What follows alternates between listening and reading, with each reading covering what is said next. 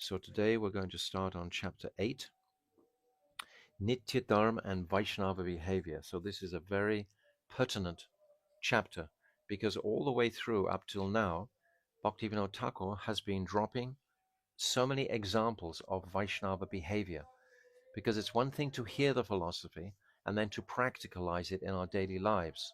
So without a sharp understanding of what is Vaishnava etiquette, how do Vaishnavas behave with each other, what is a Kanishta Vaishnava, what is a Madhyam Vaishnava, what is an Uttam Vaishnava, and how to understand who is who. Not that we're judgmental, but we should understand this in our dealings and relationship. If someone is Kanishta, then we're going to be very encouraging for them, compassionate. And if someone is a Madhyam, and we are also Madhyam, my Gurudev used to say, quickly come to the platform of Madhyam. Madhyam just means we understand who is Krishna, that he's not Parthasarathi on the battlefield of Kurukshetra, that he's either Dwarkadish, or he's Brajendra Nandan in Vrindavan, or he's Mathuresh Krishna. Understanding all these topics about Krishna will bring us to the Madhyam level.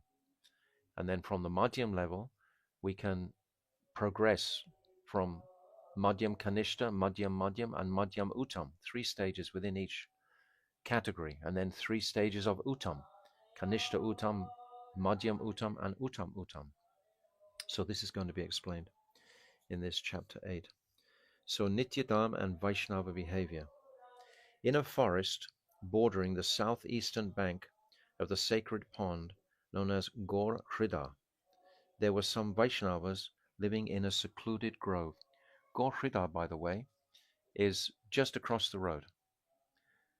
I was searching for it for quite a while previously, and I was in our local grocery store one day, and I met this like a gentleman, and I just asked him, where are you from? And he said, oh, Gaur Hrida. I said, wow, where's that? He said, oh, just around the corner. And it is. From here, it's about 2 kilometers. You can cycle there, less than 2 kilometers. It's a very nice walk. And it's just, you wouldn't spot it because it's just like a valley kind of thing. There's no sign there or anything. But that's actually where it is. That location is called Gaur Hrida. So it's there. This is what the devotees today is their duty, is to uncover all of the holy sites of Navadvip because it's very covered. Vrindavan, everything is open and exposed. But here it's becoming opened. So we in our travels around should be hunting all the different places to expose them and to bring them to light for other Vaishnavas, like Radhakund, for example.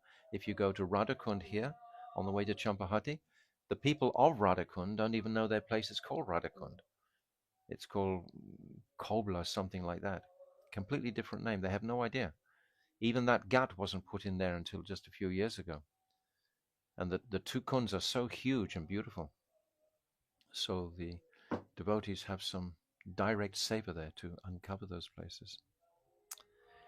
One afternoon, the Vaishnavas of that place invited the Vaishnavas of Godrum, because it's very close, it's about 2 kilometers, in Swananda Sugata Kunj, and here Surabhi Kunj, this is the Godrum Vaishnavas, to join them for afternoon prasad. After honoring prasad, the Vaishnavas sat together in the grove. At that time, Lahari Mahashai sang a bhajan that awakened ecstatic love of Braj in everyone's heart. Gora, I won't sing it. Kata lila korile aikane, advaitadi bhakta sange, nichale evanes range, kalia damana sankirtan, ye hrida hoite prabhu, nistarele nakra prabhu, Krishna yena kalia damana. Oh, think of the many pastimes Gora performed here. He danced and sported in this forest grove in the company of Advaita and other Vaishnavas, just as Sri Krishna tamed Kaliya Naga. And our Prabhu delivered a crocodile from this pond with his Sankirtan, which became known as Kaliya Daman Sankirtan.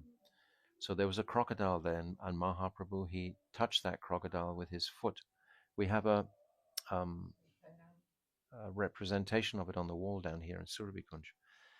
And that crocodile turned into a beautiful heavenly demigod and explained that he'd been cursed, etc.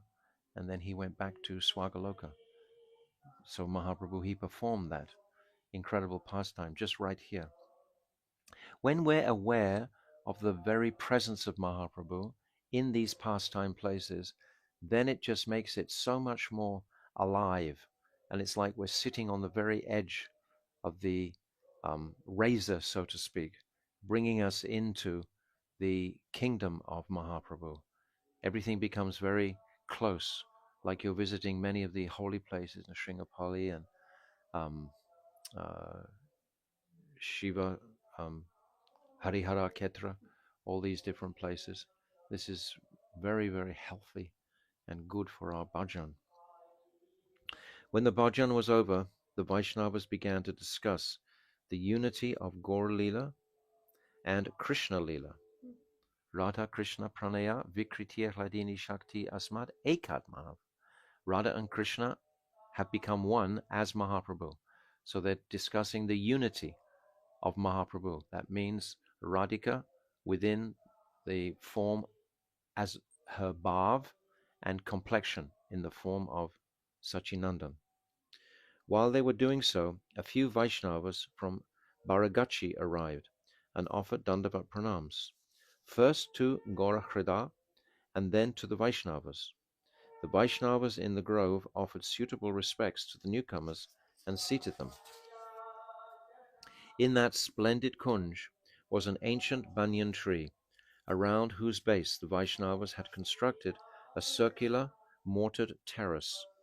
Everyone honored the tree as Nitai Vat, Nityananda Prabhu's banyan tree, for he would enjoy sitting beneath it. The Vaishnavas now sat beneath this Nitai Vat and began discussing spiritual matters. So all this is taking place about almost 400 years ago. So Mahaprabhu advented more than 500 years ago. So it's just after the departure of Mahaprabhu. So this is the time sequence where we are. A young, inquisitive Vaishnava in the group from Baragachi said very humbly, "I would like to ask a question, and I will be most satisfied if one of you will please answer it." Haridas Babaji Mahashai, a resident of that secluded kunj, was a wise and deeply learned scholar. He was almost 100 years old. He had personally seen Nityananda Prabhu sitting beneath that banyan tree many years before, and his heart's desire was to depart from this world at this very spot. When he heard the youth's words, he said, "My son, while Paramahamsa Babaji's entourage is sitting here, you need have no anxiety about receiving a reply to your question." The young Vaishnava from Baragachi then inquired very humbly, "I understand that Vaisnava Dharma is eternal religion, and would like to know in detail how one who has taken shelter of Vaishnava Dharma should behave with others." Very beautiful. So we have our eternal spirit soul internally to unfold through our practice, but then how are we going to relate with other Vaishnavas around us?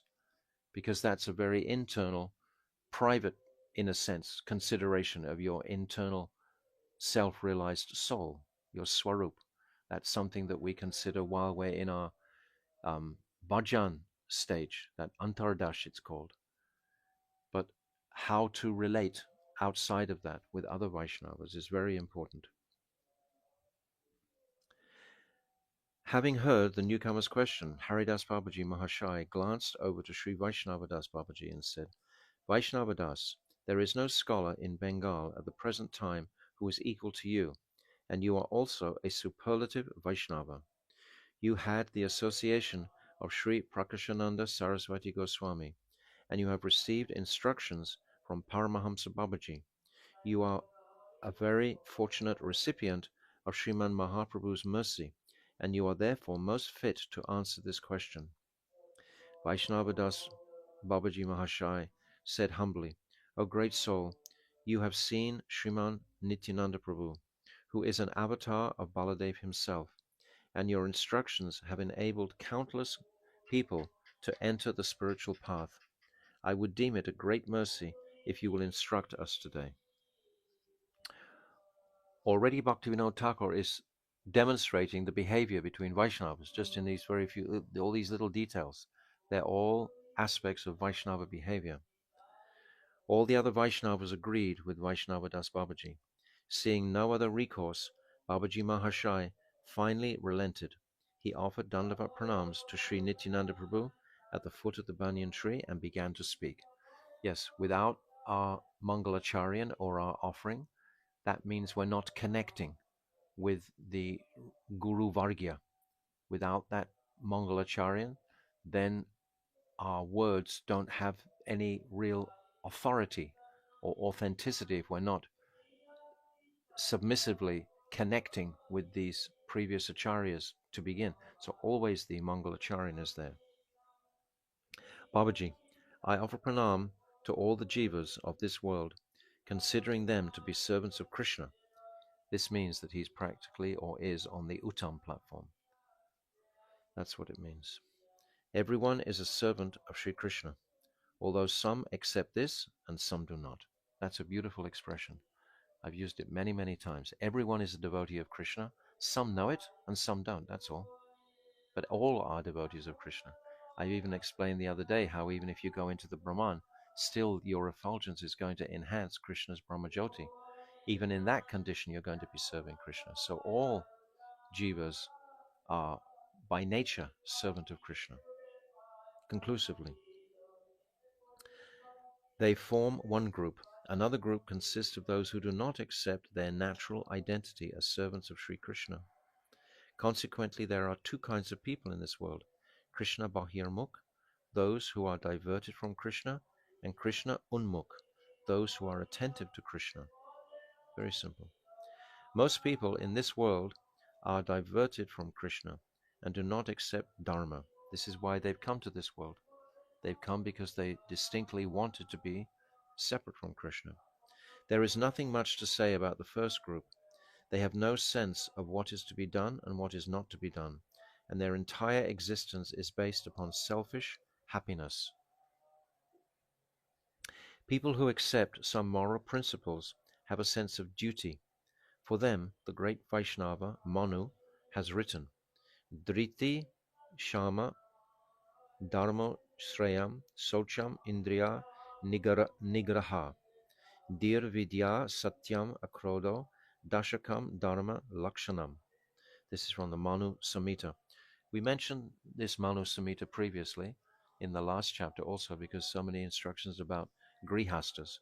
In the Manu Samhita in particular, that we have some English versions and you can see them, and it's very much concerned with the grihasta dharma. Translation: there are 10 characteristics of religious life. Driti, determination with patience. Shama, forgiveness, which means not retaliating when wronged by others.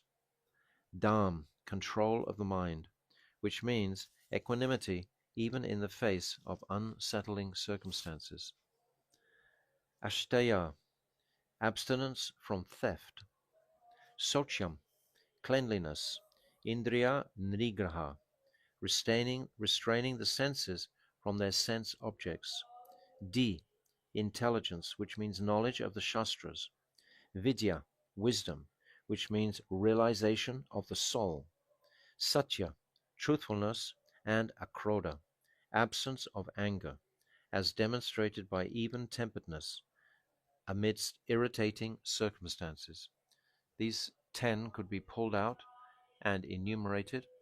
All these little things that we're sending on the WhatsApp, different verses and stuff, if you have the opportunity to print them out and just keep them in a folder, it's very, very helpful just to go back through them and see the compilation of all these different verses and sayings like this from Jaiva Dharma. It's very helpful. 6 of these characteristics: determination, control of the mind, cleanliness, restraint of the senses, knowledge of the Shastras, and wisdom, are duties to one's own self. The remaining 4, forgiveness, Abstinence from stealing, truthfulness, and absence of anger are duty to others. These 10 religious duties have been prescribed for people in general, but none of them clearly indicate Hari Bhajan. It's like we're talking about Sharanagati also in the Gita. Sharanagati is the threshold of bhakti. Sharanagati, in the condition of Sharanagati, there's no sambandha with Krishna. You're surrendering to him, but you haven't created a relationship. There's no mamata. There's no sense of Krishna is mine. We haven't come to that place yet. It's just my body is submitting to Krishna's potency, but I haven't actually developed my relationship with him. Therefore, it's just the threshold of bhakti. So similarly here, it's saying a similar thing. These 10 religious duties have been prescribed for people in general, but none of them clearly indicate Hari Bhajan. Furthermore, one will not necessarily attain complete success in life simply by carrying out these duties faithfully. So we often see traditionally in religious groups, they try to be very chaste, they try to be very well behaved, all these things, but they're not actually connecting with the Supreme, are they? You know, in monasteries and so on, they take different vows, right, of humility, etc., but they don't have sufficient fund of knowledge to bring them to the personal form of Krishna. This is not propagated. Huh? Shantaras, yes. Neutral. It's neutrality. Like the soul itself has a relationship with the Jivatma as a witness, and it's neutral in the sense that it doesn't control in any way the Jivatma. The Jivatma has his own freedom, his own sovereignty, that the Supersoul has given to him like that. But this Shantaras is not to be pursued and followed. It's this neutral zone is not a healthy place to be, actually. Nothing's going on there. This is confirmed in the Vishnu Dharmatara Purana. Jivitam Vishnu Bhaktasya Varam Pancha Dinani Cha Natu Kalpa Sahasrani Bhakti Hinasya Keshave. Quoted from Hari Bhakti Vilas 10.317.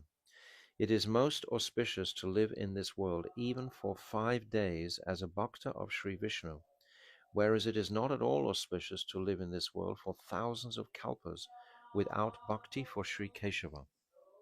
Beautiful, beautiful verse. A person bereft of Krishna bhakti is not fit to be called a human being. Therefore Shastra counts such people among the two-legged animals. Srimad Bhagavatam 2.3.19 states, Svavid varohostra karai samshtuta purusha pashu na yat karna patopetao jatu nam gada graraj.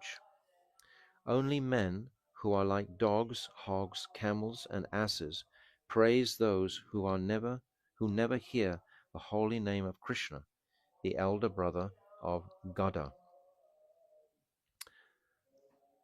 If a person never allows Sri Krishna Nam to enter his ears, he is like an animal.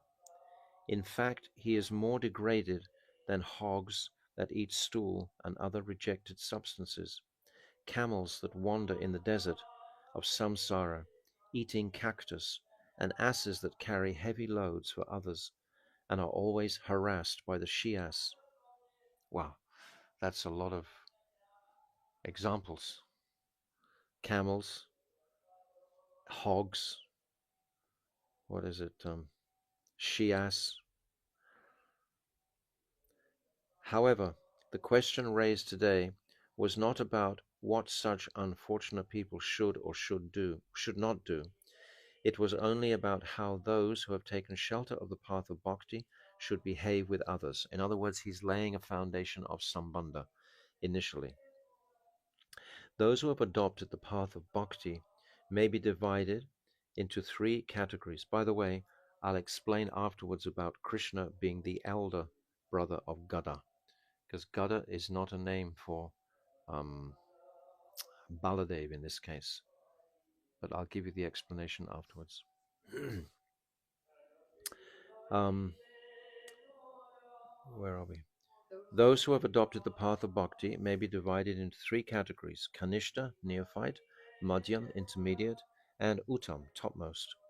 Kanishtas are those who have embarked upon the path of bhakti but are not yet true bhaktas. Their symptoms are described as follows: Acharyam eva haraye pujam ya shradayayate na tad bhakteshu chaneyashu sa bhakta prakrita smrita. Srimad Bhagavatam 11.2.47. One who faithfully worships the deity form of Sri Hari but does not render service to his bhaktas or other living entities is a prakrita bhakta, a materialistic follower. Thus it is established that Shraddha is the bij, or seed of bhakti. One's bhakti is only effective when he worships Bhagavan with Shraddha, and it is still not Shuddha bhakti unless he worships the bhaktas as well, because that makes it personal. That means I'm acknowledging the servants of Lord Krishna. Bhakti does not develop thoroughly as long as he fails to do so. This type of bhakta has barely entered the doorway of the practice of bhakti. It is said in Srimad Bhagavatam 10.84.13, Yasyatma buddhi kunepe tri dhatuke, swadi kala radeshu boma rija dri, yat tirtha buddhi shalile na karichi, janeshu abhineshu sa eva gokaraha. One who considers this corpse-like body, comprised of the three elements, vata, pitta, and kapha, to be his real self, who regards his wife, children, and others as his very own, who considers mundane forms made of earth, stone, or wood to be worshipable, and who regards mere water to be a place of pilgrimage, but who does not consider the Bhagavat Bhaktas to be more dear than his very self, to be his very own, to be worshipable, and to be places of pilgrimage. Such a person, though human, is no better than an ass among animals. In other words, if you come to a holy place and you just take bath without honoring the sadhus who live there, then you haven't recognized that holy place. That holy dham is reflected in the hearts of those pure sadhus who reside in those places, like in Radhakund or Shamakund, all the holy places of Vrindavan, Varshana, so many places, Govardhan. We should seek those sadhus who are carrying the truth of those places in their realized hearts. The purport of these two shlokas is that one cannot even approach the threshold of bhakti without worshipping Bhagavan in the form of the deity. If one rejects the deity form and resorts to logical debate alone to deduce the truth, his heart becomes dry, and he cannot ascertain the true object of worship. In other words, the personal aspect. If you don't have the personal conception, then how can you expect to have a relationship with Krishna? Yet even when one accepts the deity, it is essential to serve him in transcendental consciousness, Shuddha Chinmoy Buddhi. In this world, the jivas are Chinmoy, Vastu, conscious entities, and among all the jivas, the bhaktas of Krishna are Shuddha Chinmoy, endowed with pure consciousness. Krishna and the bhaktas are both Shuddha Chinmoy Vastu, pure conscious entities, and in order to understand them, it is essential to have Sambandha Gyan, which is knowledge of the interrelationship between the material world, the jivas, and Krishna. This is exactly what we discussed at the very beginning of this class by Krishna's arrangement. We discussed exactly this topic about what is Sambandha Gyan and the Satchidananda manifestation of the jiva in the heart. If one is to worship the deity with Sambandha Gyan, then one must worship Krishna and serve the bhaktas at the same time.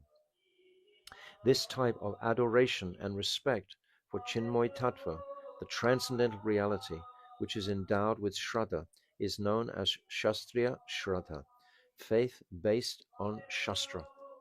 We must have the Shastric injunctions to guide us. The ancient sages and rishis, they created the Shastric injunctions to support our journey to self-realization and to a transcendental conclusion. That's why they've created the various um, prohibitions and the various guidance of what we should do, how we should behave, etc. They've done it for our benefit.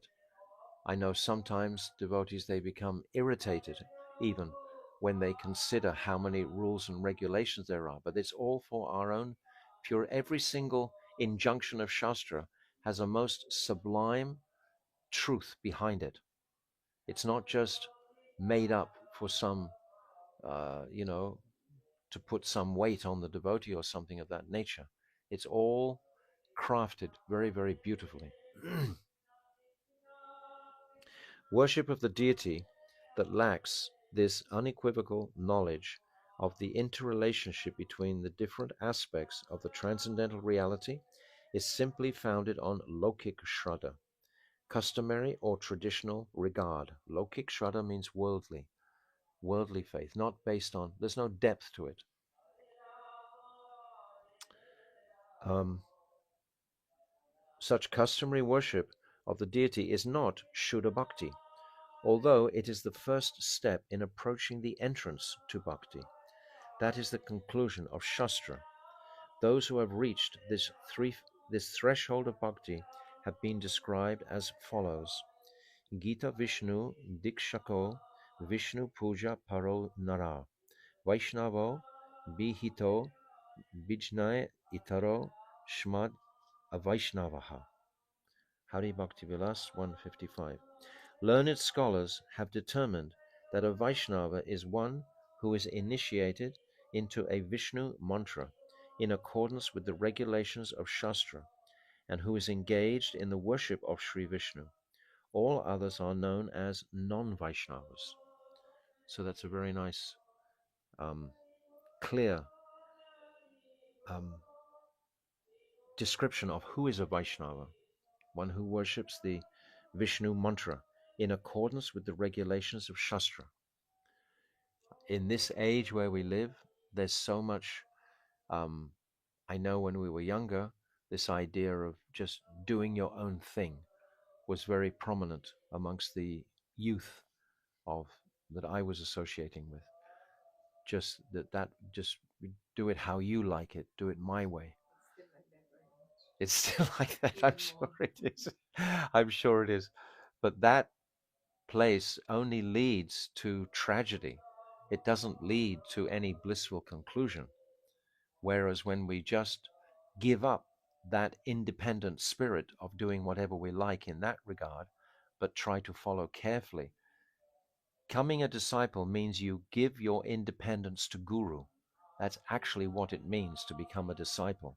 It means you give your independence to Guru, your independence to wander here or wander there. This is what it really infers. How to give up my independence to Guru. Kanishta Vaishnavas or Prakrita Vaishnavas, or those who accept a family priest out of hereditary tradition, or who are prompted by lokik shraddha, worldly faith, to imitate others by taking initiation into a Vishnu mantra and worshipping the deity of Sri Vishnu. Such materialistic devotees are not Shuddha Bhaktas, rather a shadow-like semblance of bhakti called Chaya Bhakti-abhas. Chaya means shadow.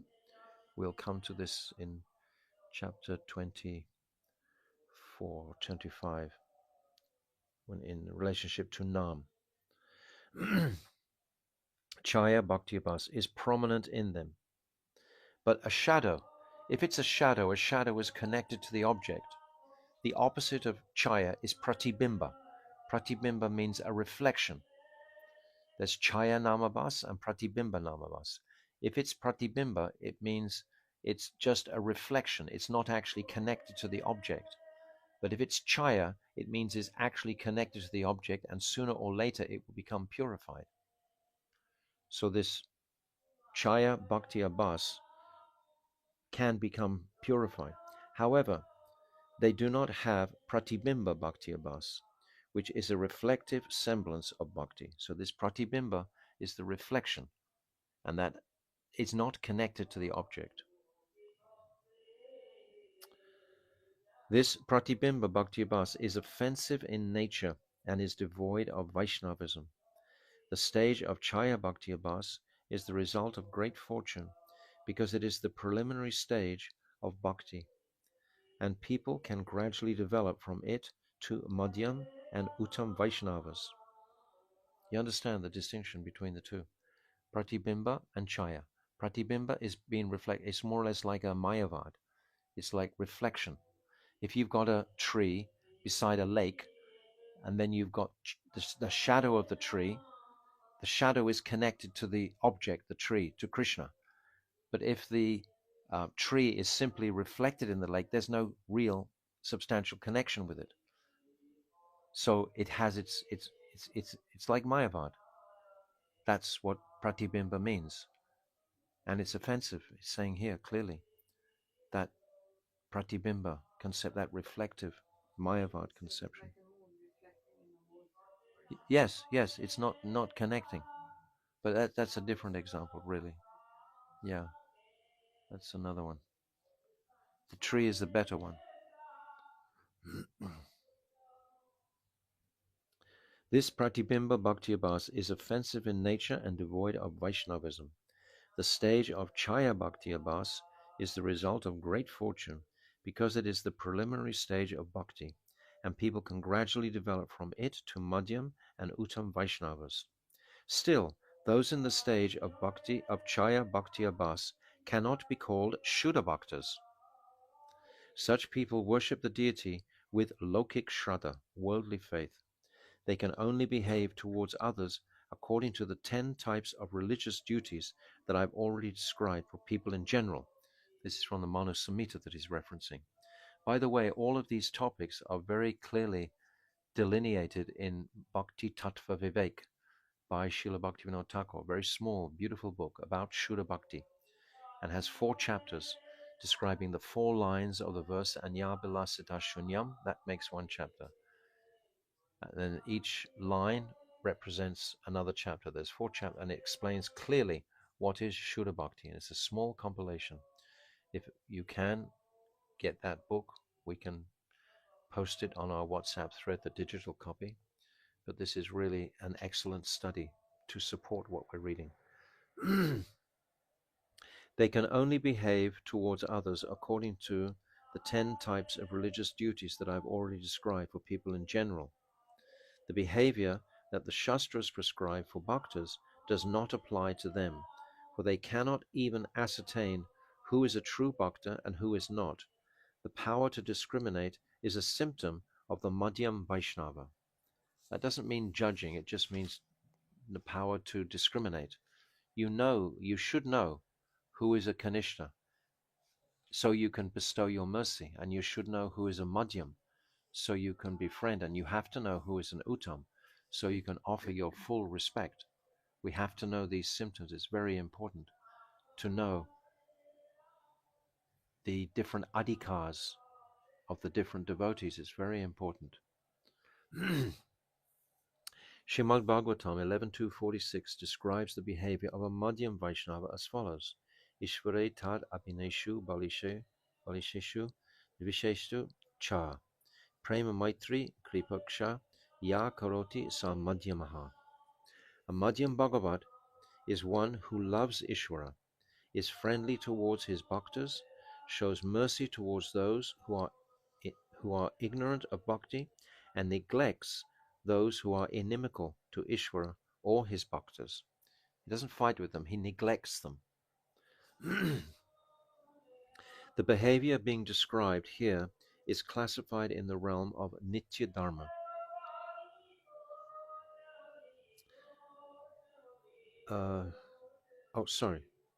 But I am not referring here to nimitic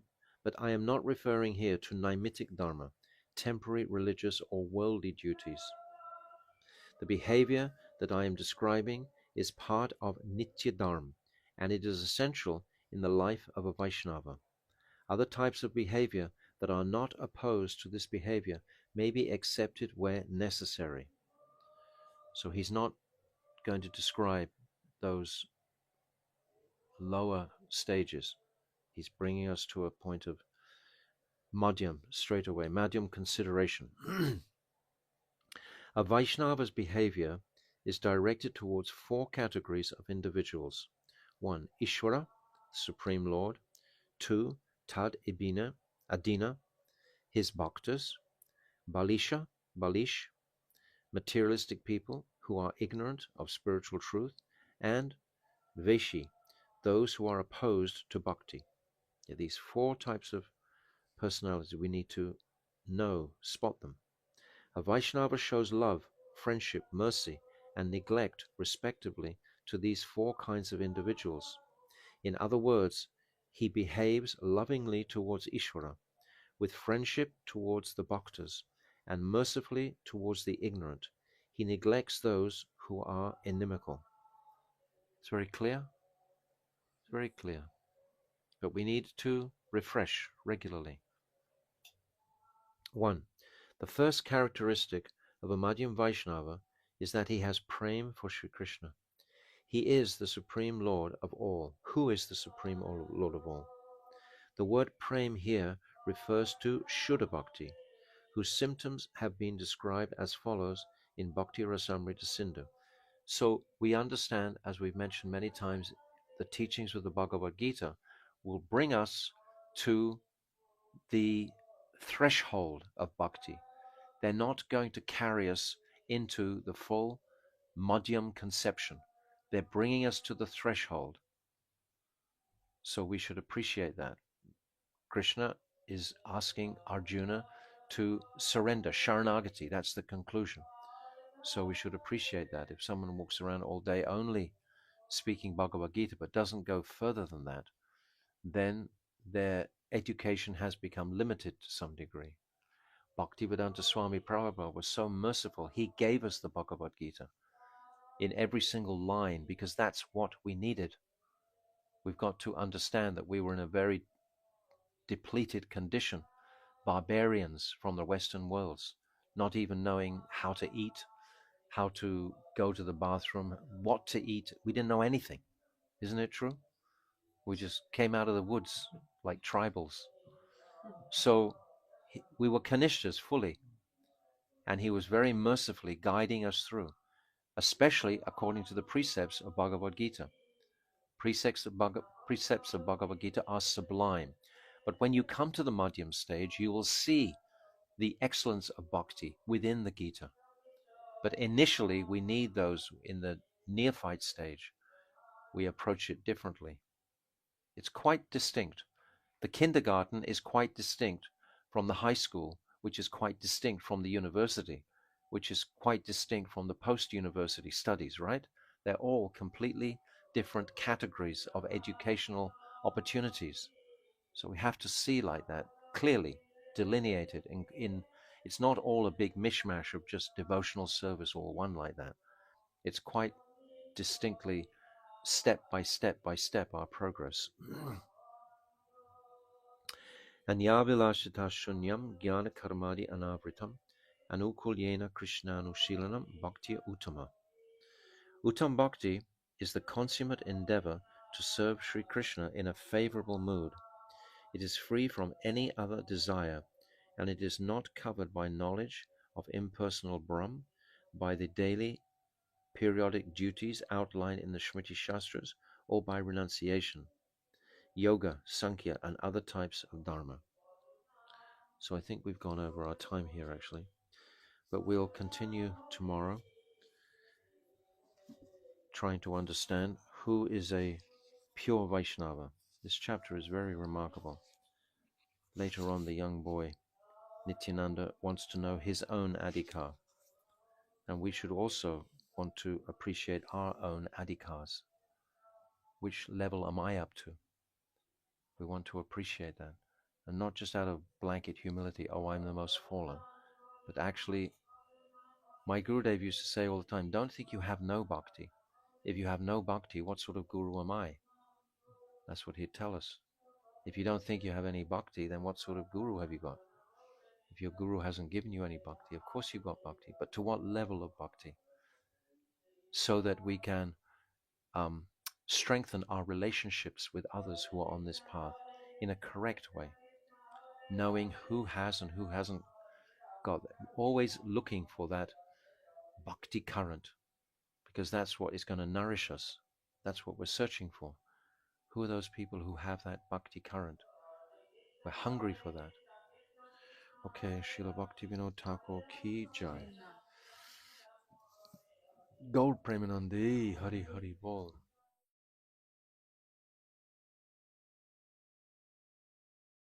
So now we've come to our subject for the day, which is chapter 8. And Haridas Mahashai Babaji is describing to the young devotee, Nityananda, about the distinctions between the Vaishnavas, how to properly honor Vaishnavas, we can't respect Vaishnavas fully until we understand the platform of the Vaishnavas. So on page 169, we're on. So the last thing we read was this beautiful verse. I'm going to read it again because it's so important.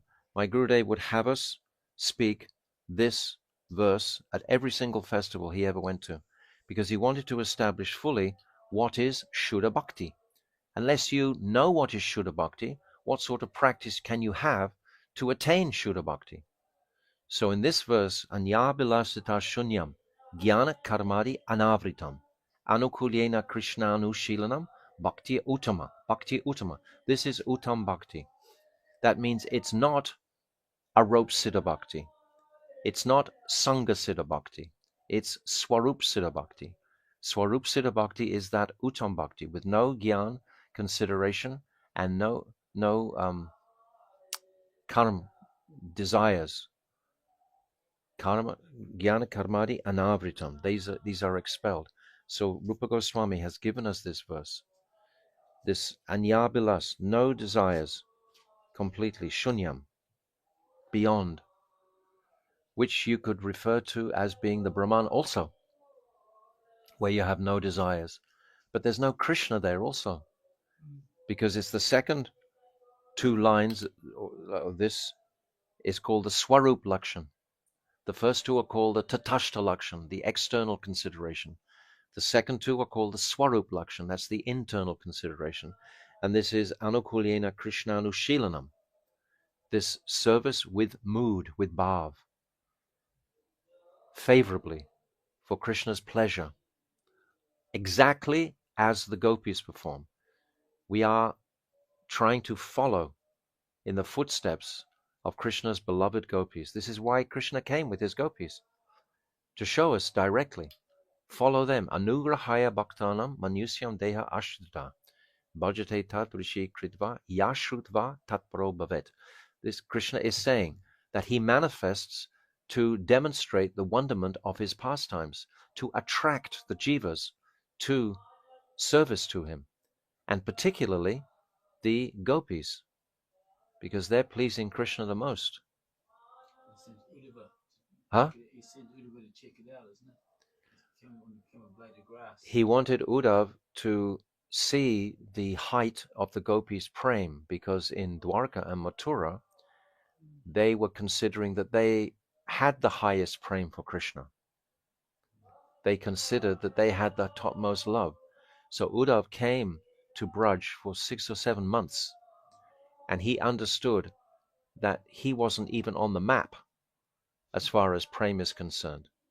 My Gurudev used to describe regularly like somebody wearing a hat looking so high up, the hat drops off your back of your head at the height of the love of the gopis in Uddhav Keri in particular, when he came for that time. When he sees Srimati Radhika in that bewildered state, Divyan Mad, completely lost her mind practically, and then speaking Chitra Jalpa, these 10 verses of Chitra Jalpa, this Vijalpa, Ujalpa, Sajalpa, Chitra Jalpa, all these different Jalpas, Sanjalpa, just bewildered talks. She's seeing a bumblebee coming and she's thinking that the bumblebee is either Krishna or a messenger from Krishna, or is Uddhav himself. But she's not thinking like that. She's just thinking the bumblebee has come from Krishna. And she's chastising the bumblebee. And this is extraordinary. Her moods. And Uddhav is witnessing that. And then Krishna knows that Uddhav will come back and speak these truths to the Dwarkavasis. The name Uddhav means festival of joy. Uddhav gives so much joy to all the residents of Mathura and Dwarka. So much pleasure and bliss. He's a Jnani Bhakta in the sense that he understands Krishna's Aishwarya entirely. He understands how great he is. When he comes into the house of Nanda Baba and Mother Yashoda, Nanda Baba's completely beside himself because they're all feeling absolute devastation. And Uddhav's trying to tell Nanda Baba, Krishna's not really your son. He's the Supreme Personality of Godhead. Nanda Baba thinks, who is this person? Doesn't he know? Where is his heart? Where's his connection? But this is what a Jnani Bhakta will think. Like Bhishma Dev is the same. They think that Krishna is that supreme, mighty, person that you cannot have a relationship. Most people practicing this path prior to Mahaprabhu thought the same. They were on the path and road of Vaidhi Bhakti. Jad Bharat is the same in 5th canto, Srimad Bhagavatam. All thinking that Krishna is that supreme personality of Godhead. And remember, my Gurudev used to tell us all the time, your Prabhupada, he's come to teach you that Krishna is the supreme personality of Godhead. And I've come to teach you that he's not. That is so deep expression. Because we had to know who was the supreme personality of Godhead first. If you don't get that first from Srila Prabhupada, you won't understand the second part. He gave the platform. He gave a very, we didn't even know who was God. Certainly not this bluish boy, and no conception at all. So he taught us who was Krishna, the supreme personality of Godhead, so we would have full honor and respect for him. But then, if you want to come to him through the path of Raganuga Bhakti, which is what Mahaprabhu has come to specifically give us, we can't do that without the Mahamantra. He's given us the means to reach that stage of consciousness through the Mahamantra and through the teachings of Rupa Goswami. What will be inspired by chanting the Hare Krishna mantra, if you're a serious practitioner, is greed, hunger. Krishna bhakti rasa bhavitamati kriyatam yati talapyate tatra lolyam api mulyam tatra mulyam janma koti sukritiyana labhyate. Remember that verse? I put it on the thread. You don't. These verses we put up are good to actually become familiar with. This is the first verse in the Rai Ramananda Samvar that Mahaprabhu is saying, oh, that's okay. This verse is saying, if you find anyone who has that greed, lolyam, then you should make all endeavor in your life to hear those teachings. Because it's that quality of greed, hunger, to wake up that loving propensity towards Krishna that is going to give us entrance into Raganuga Bhakti. Krishna, Mahaprabhu hasn't come to propagate Vaidhi Bhakti. Advaita Acharya could do like that. Nityananda can do like that.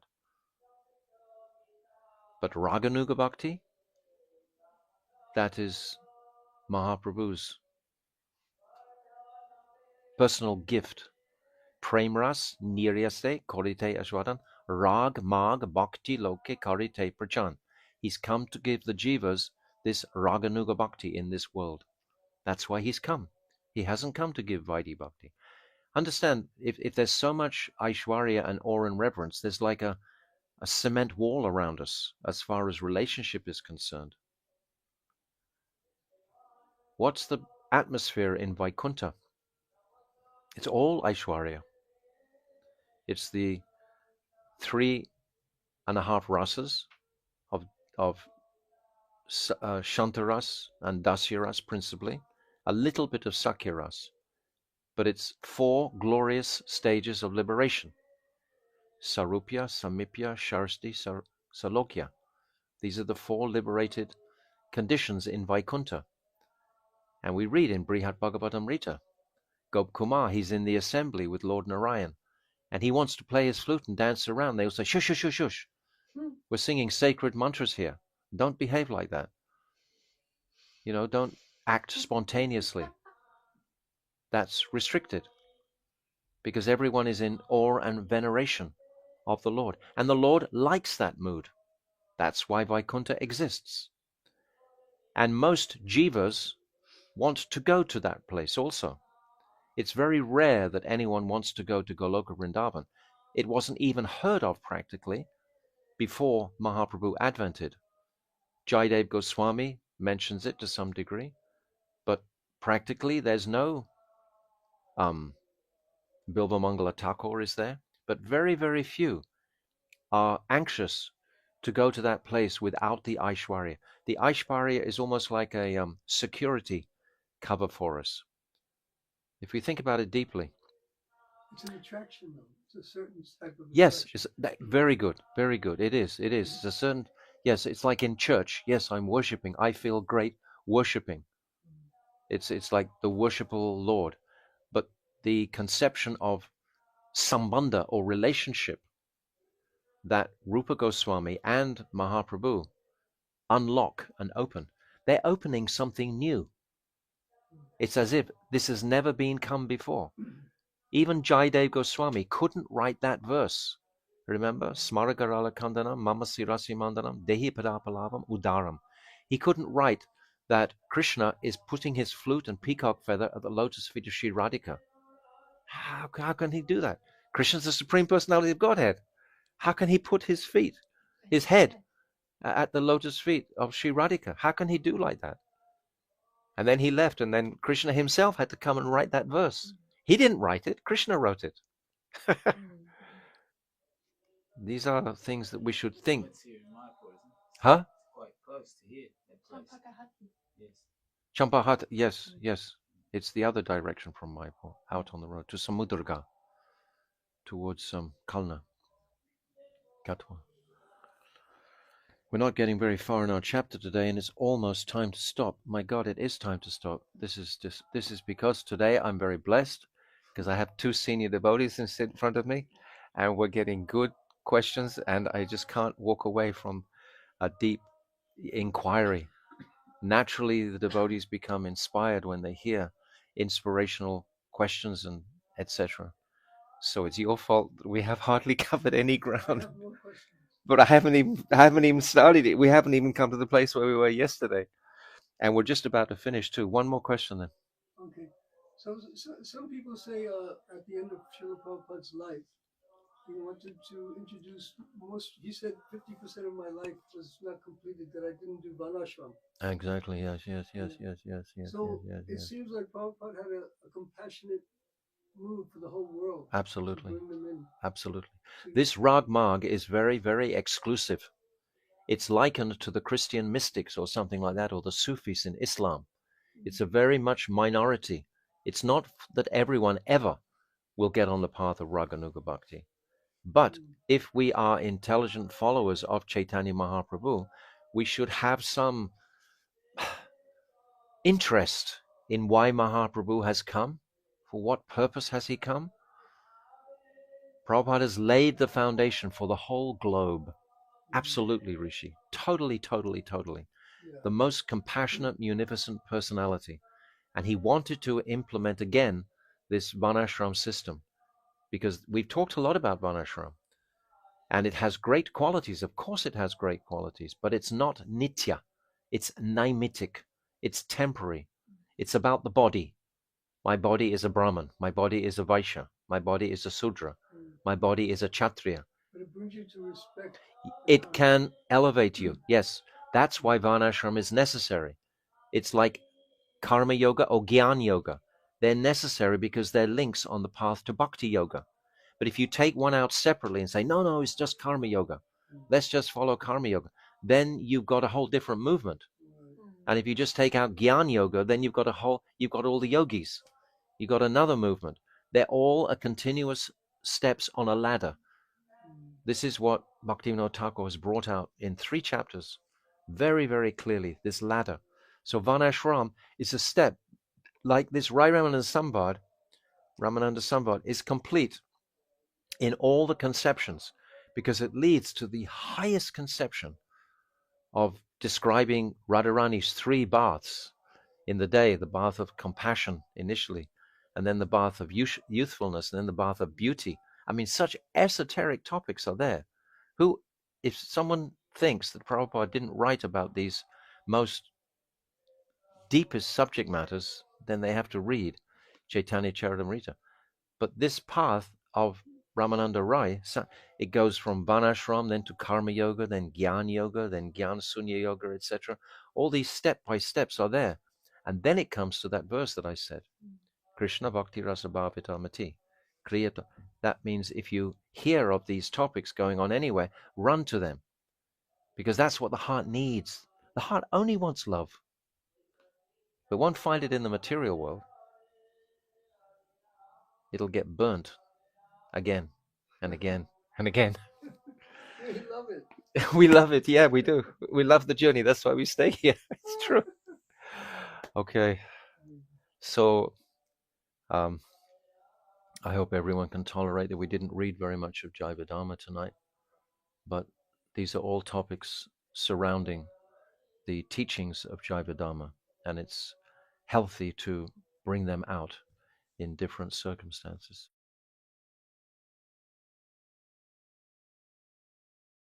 So the last thing we read was on page 168, the beautiful verse Sanyabilasita Shunyam. So I won't go there again today. We want to move along. So page 169. And I'm just going to try to just read as much as we can to. We're discussing etiquette between Vaishnavas, and it's principled on love.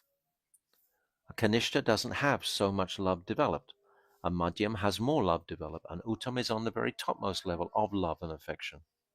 That's what the symptoms are.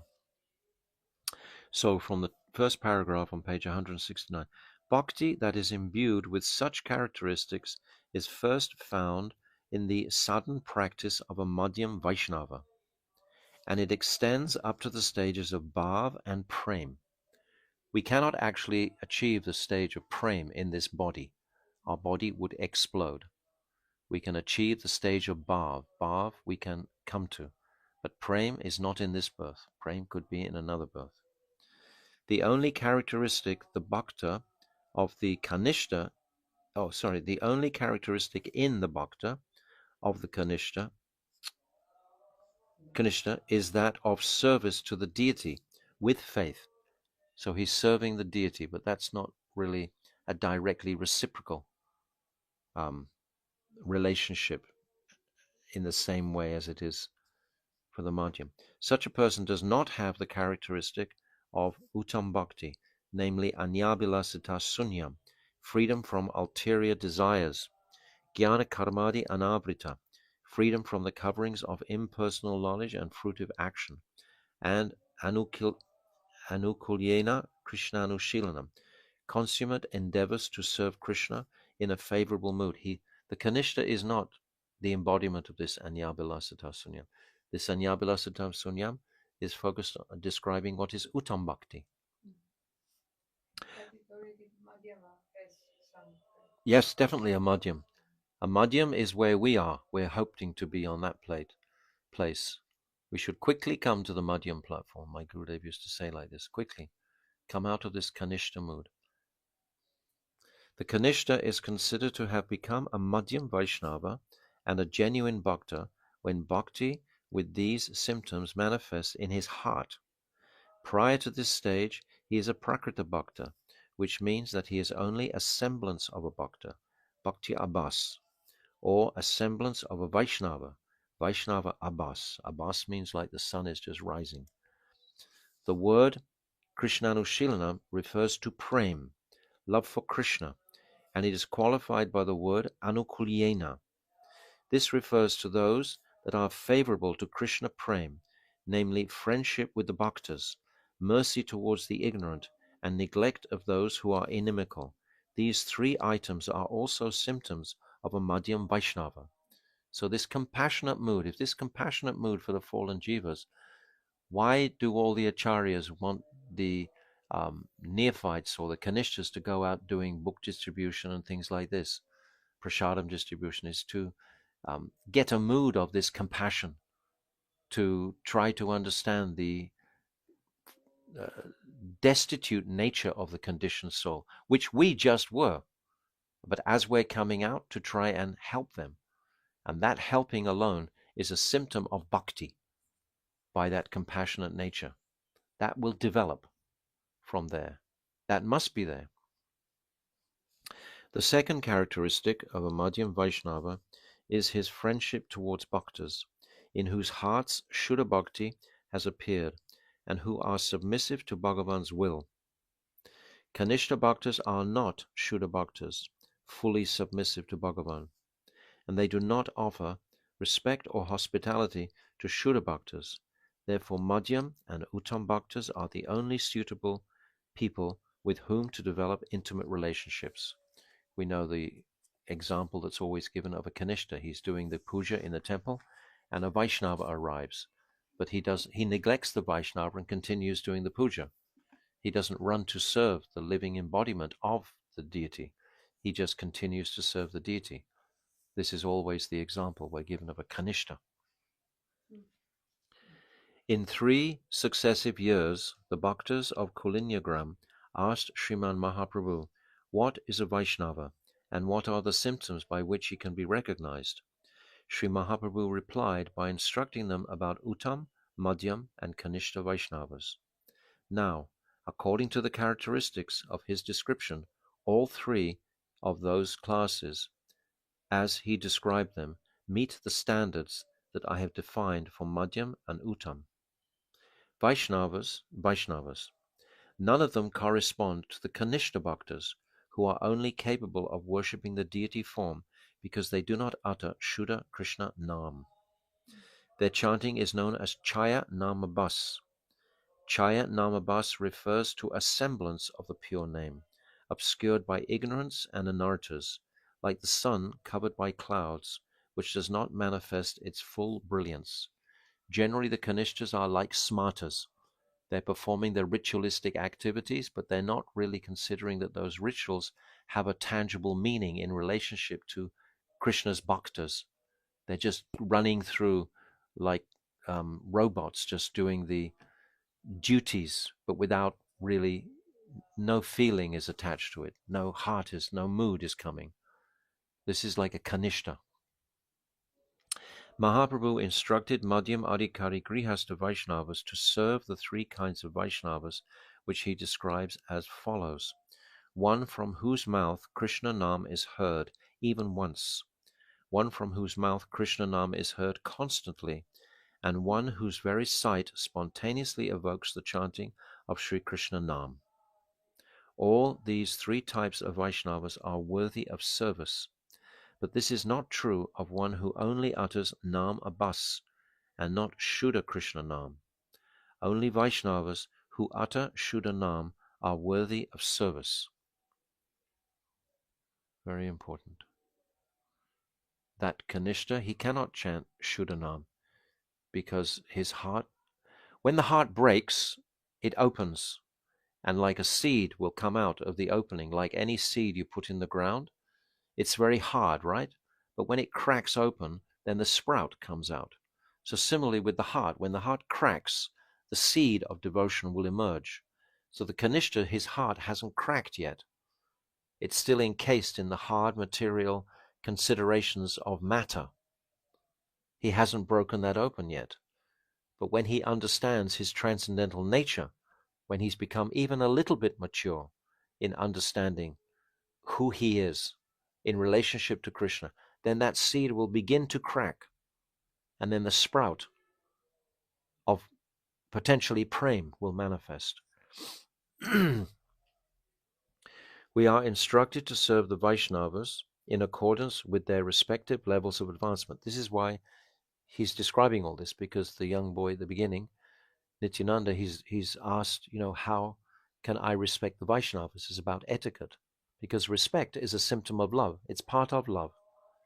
Respect, if we're very respectful in all our relationships, that means I'm having a very sensitive, loving vision of all the personalities around me.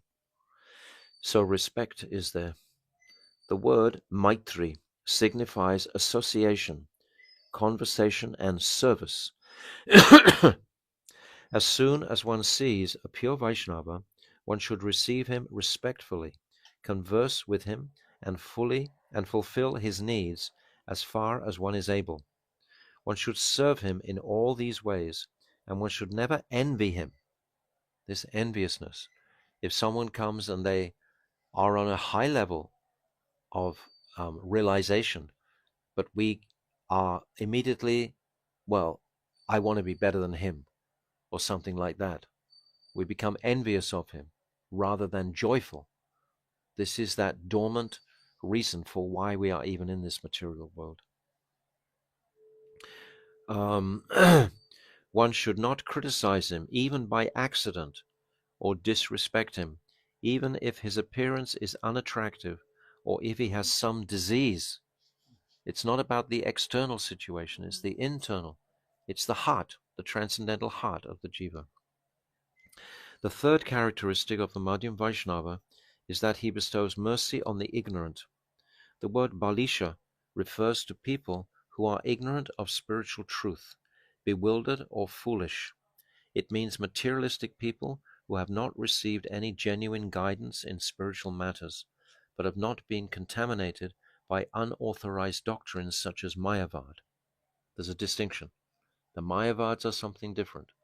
These are just ignorant fools, which are most of the populace. They are not envious of bhaktas and bhakti, but their mundane egoism and attachment prevents them from developing faith in Ishvara. Again, it's that block, that like cement wall of the egoism, wanting to perform, dance frantically on this stage of life, enacting all their various karmic desires. Learned scholars also belong to this category if they have not attained the highest fruit of study, which is to develop faith in Ishvara. So the Gyanis are also like Kanishtas if they haven't developed this sambandha with Ishvara. The Kanishta Adhikari Prakrita Bhakta is standing at the doorway to the temple of Bhakti, but because of ignorance in the principles of Sambandha Gyan, he has not yet attained Shuddha Bhakti. Such a person is also regarded as Balisha until he comes to the platform of Shuddha Bhakti. Again, I have to just remind us all to try to read this beautiful book, Bhakti Tattva Vivek. It describes exactly these topics in great detail.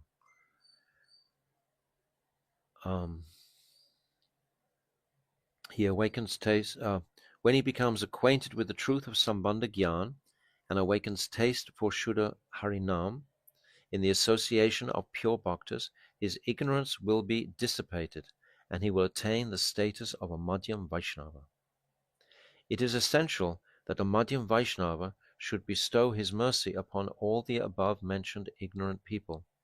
He should treat them as guests and should satisfy their needs as far as he is able. But that is not enough in itself.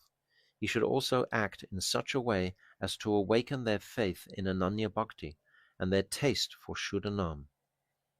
In other words, it's not enough just to be nice and kind to people, be a generous-hearted soul. That's not enough. That's like we have different faiths like Christian, etc.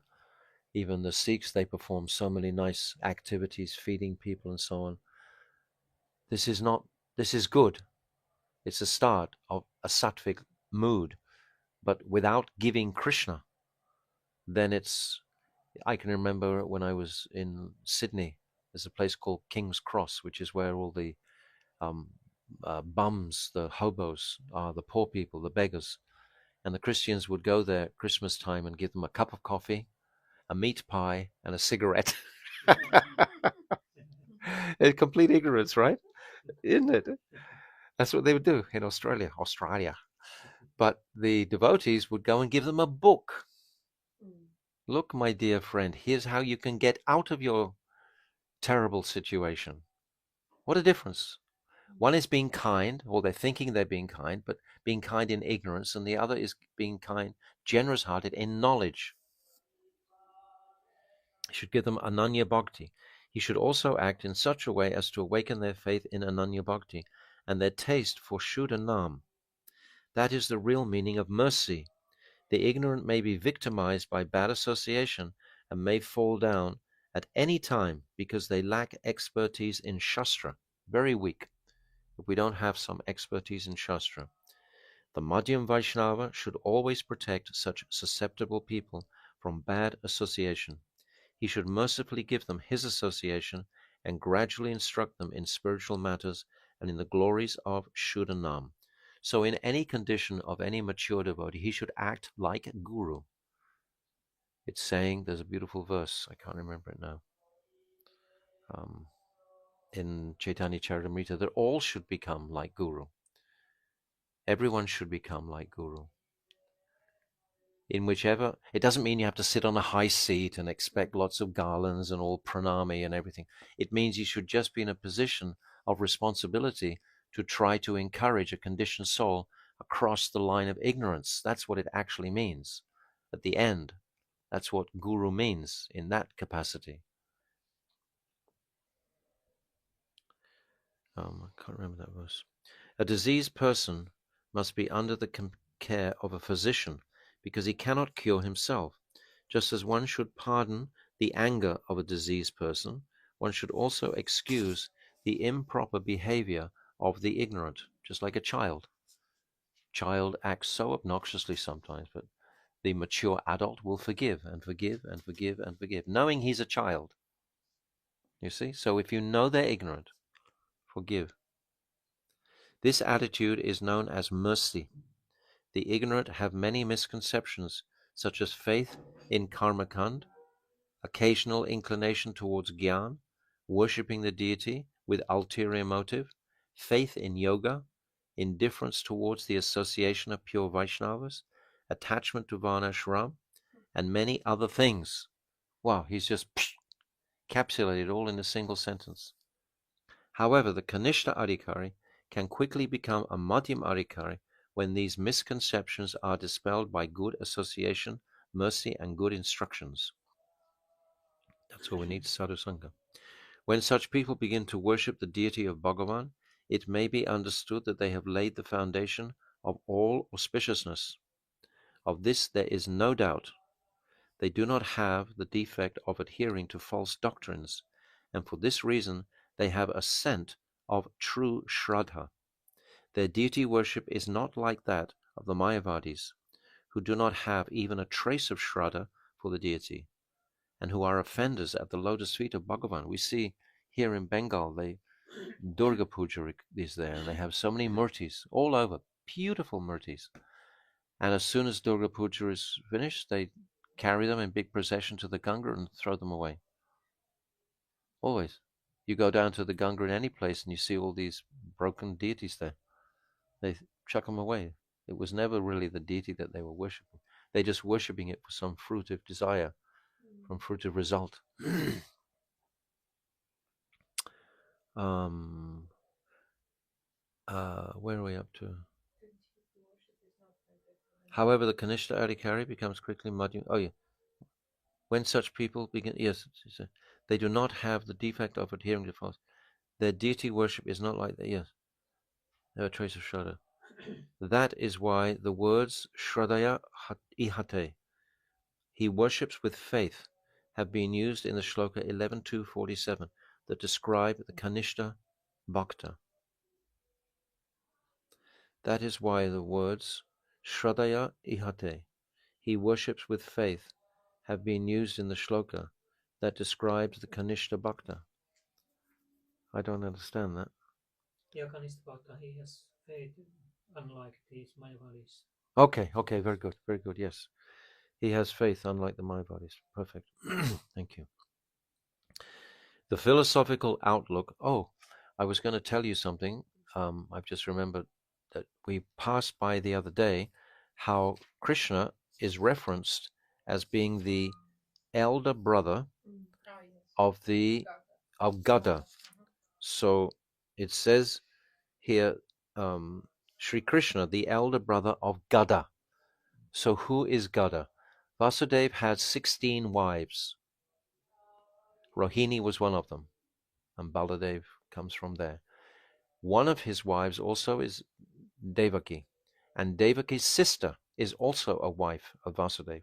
Her name is Devaki Sita, and she has a son called Gada, who is younger than Krishna, and that son was a powerful son, so he's known, and so Krishna is sometimes called the elder brother of Gada. He's identified with that son. So that son is the son of Devaki Sita, who is another wife of Vasudeva. That's who the Gada is. Just information there. The philosophical outlook lodged in the heart of Mayavadis and proponents of other similar doctrines is that Bhagavan has no form and that the deity which is worshipped is simply an imaginary icon. Under such circumstances, how can there be any faith in the deity? As a result, there is a significant difference between deity worship of Mayavadis and that of even the most neophyte Vaishnavas. Well, we see a Vaishnava doesn't throw his Thakurji in the Ganga after he thinks he's got some result. But you see, in Durga Puja, these deities look absolutely beautiful. They're huge. They take up a whole room. And they're really splendid, beautifully decorated and everything. And then they inspire faith for a little while, and then the worshippers think that they're going to get the result of their prayers. Then they just discard them.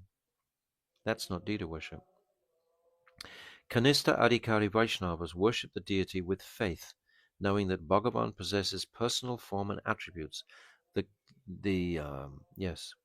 Mayavadis, however, believe that Bhagavan has no form or attributes, and that the deity is therefore imaginary and temporary.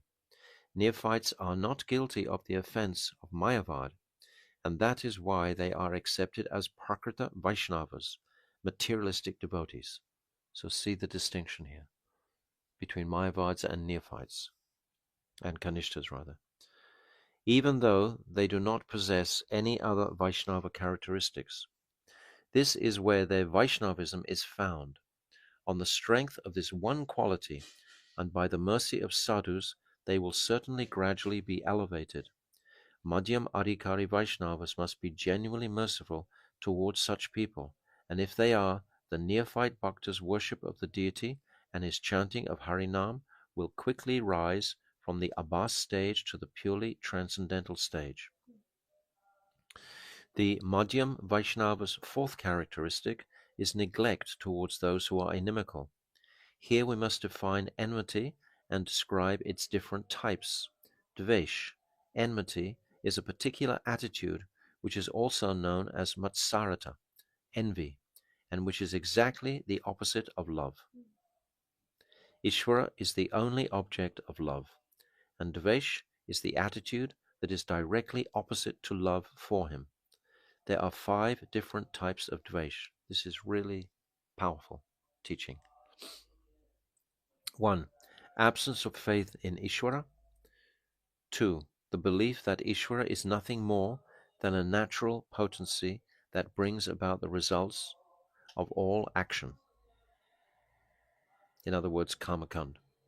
3. The belief that Ishvara has no particular form. 4. The belief that the jivas are not eternally subordinate to Ishvara. And 5. The absence of mercy.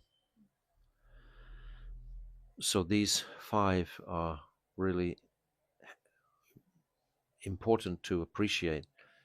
Who is not even a Kanishta? These are people who are opposed to the worship of Krishna. And perhaps we have been all of these types of people. But by hearing, by sadhu sangha, how much have we become purified? We can consider like this. 30, 40 years ago? How much were we like this, not knowing who was God, not even wanting to know who was God? So see in our own personal examples how much sadhu sangha has affected our consciousnesses. And again, celebrate that, where we have come from.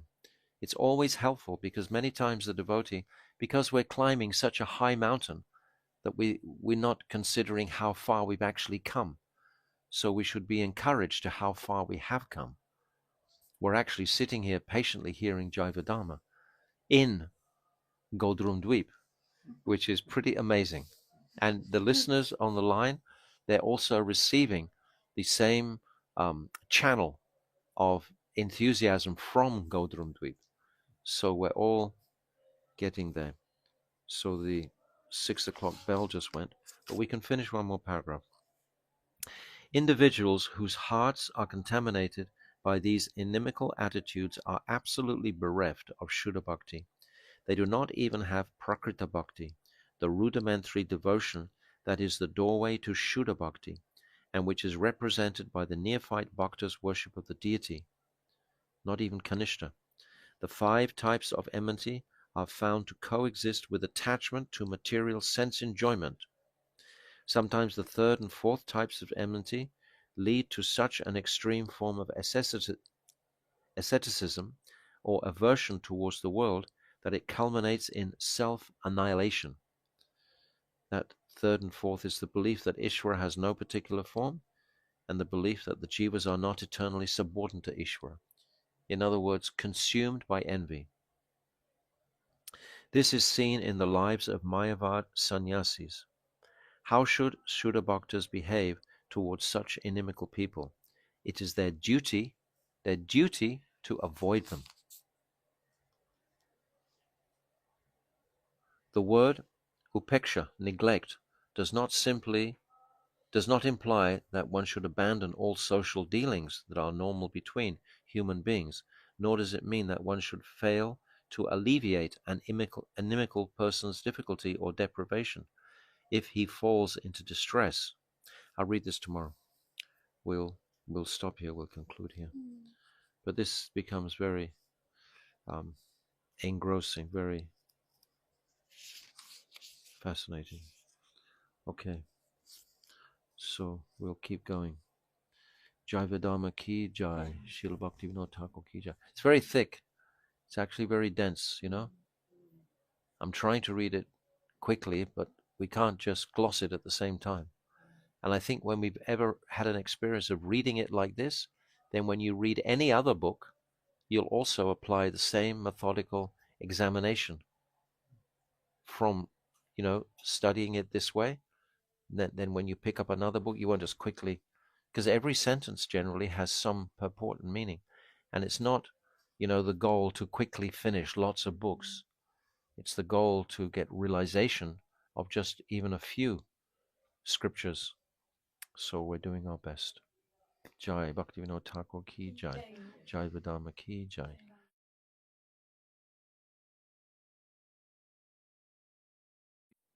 So we come back to page 174, chapter 8, and we've just described those who are to be dvesh, who are dvesh.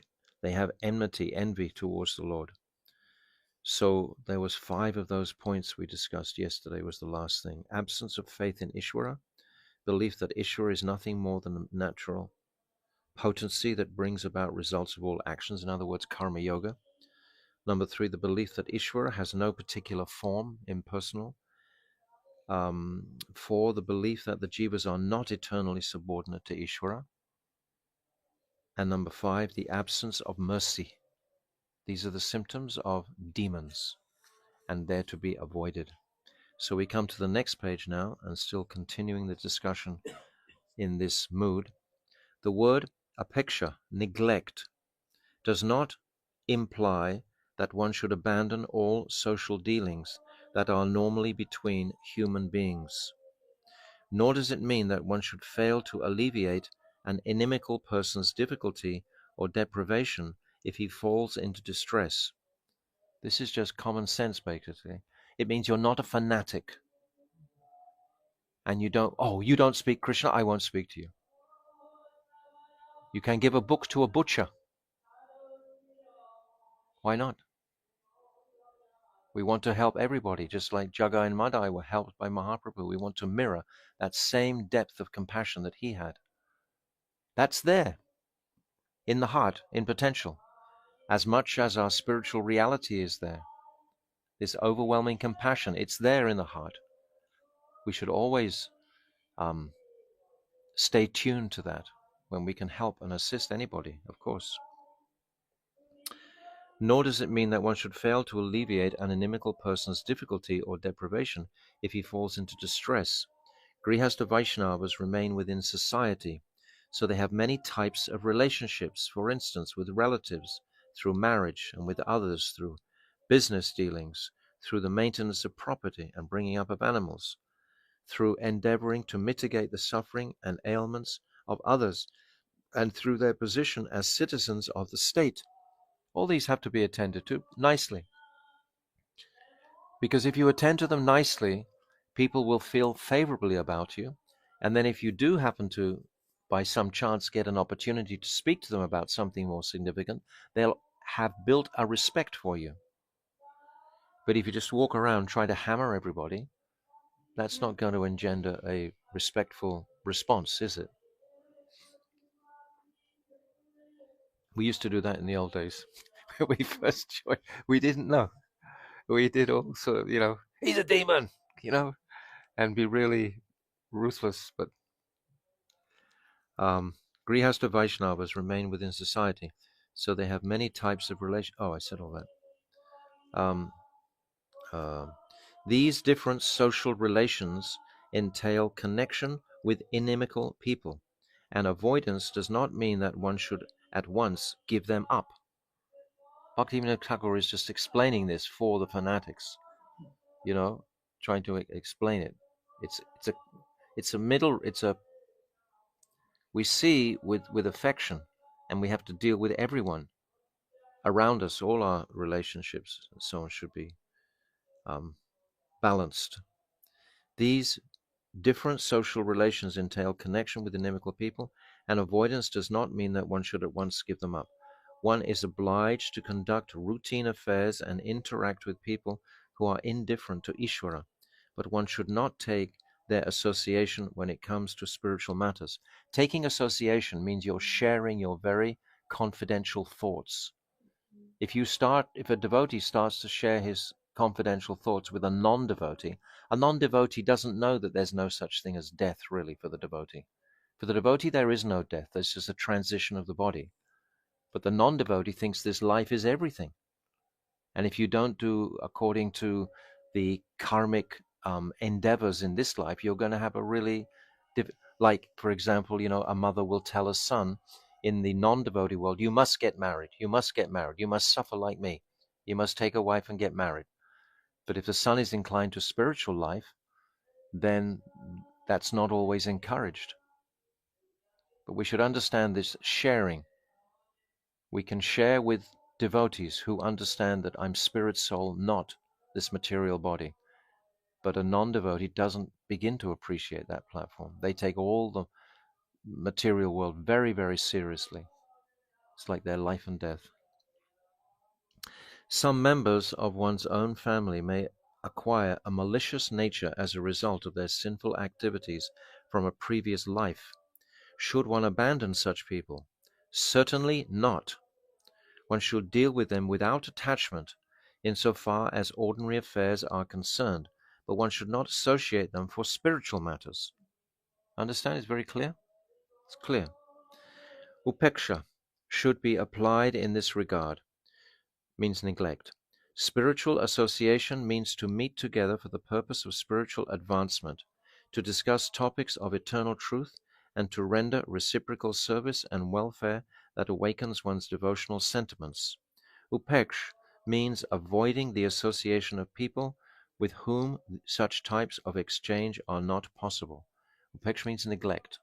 We should just neglect them, that's all. When an inimical person who has adopted discordant or inconsistent opinions hears glorification of Shuddha Bhakti or virtuous instructions regarding Bhakti, he will immediately retort with some futile argument which is not beneficial for you or for him.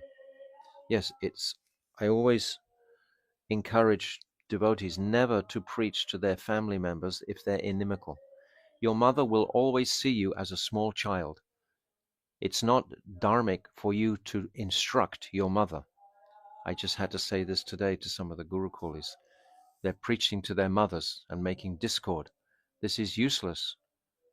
Just show them by shining example the improvement of your character, and then they will start to have some respect for the path that you follow, and then wait for them to inquire about your respectful behavior, and then they will feel genuinely affectionate towards you. It's only in the channel, so to speak, or the area of affection that this